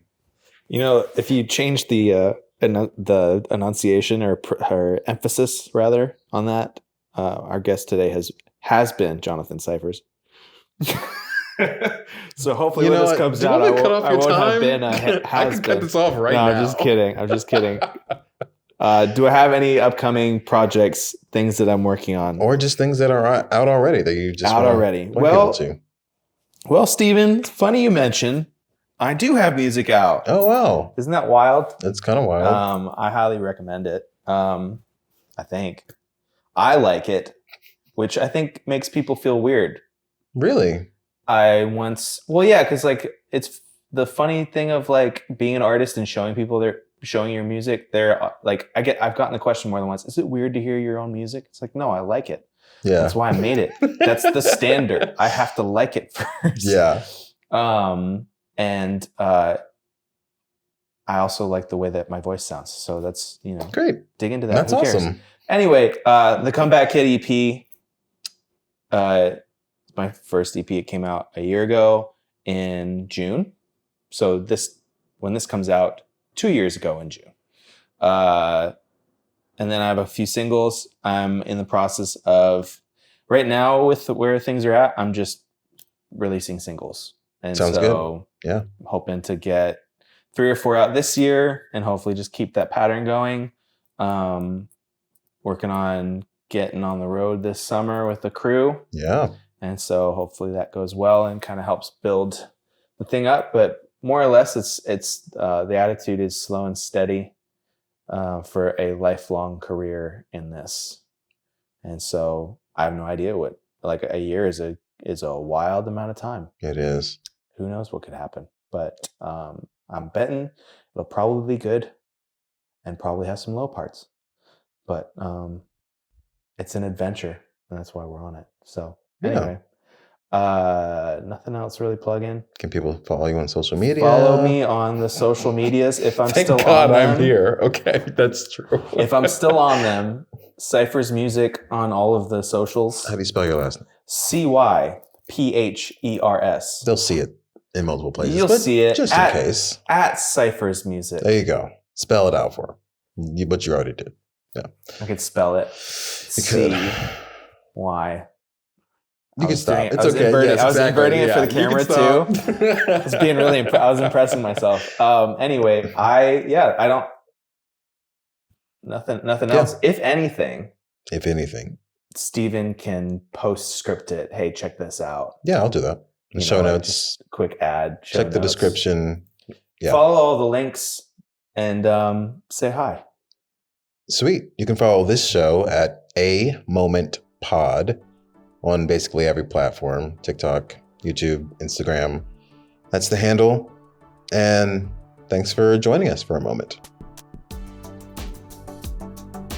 There we go. And we're out. I think that covered it, bro.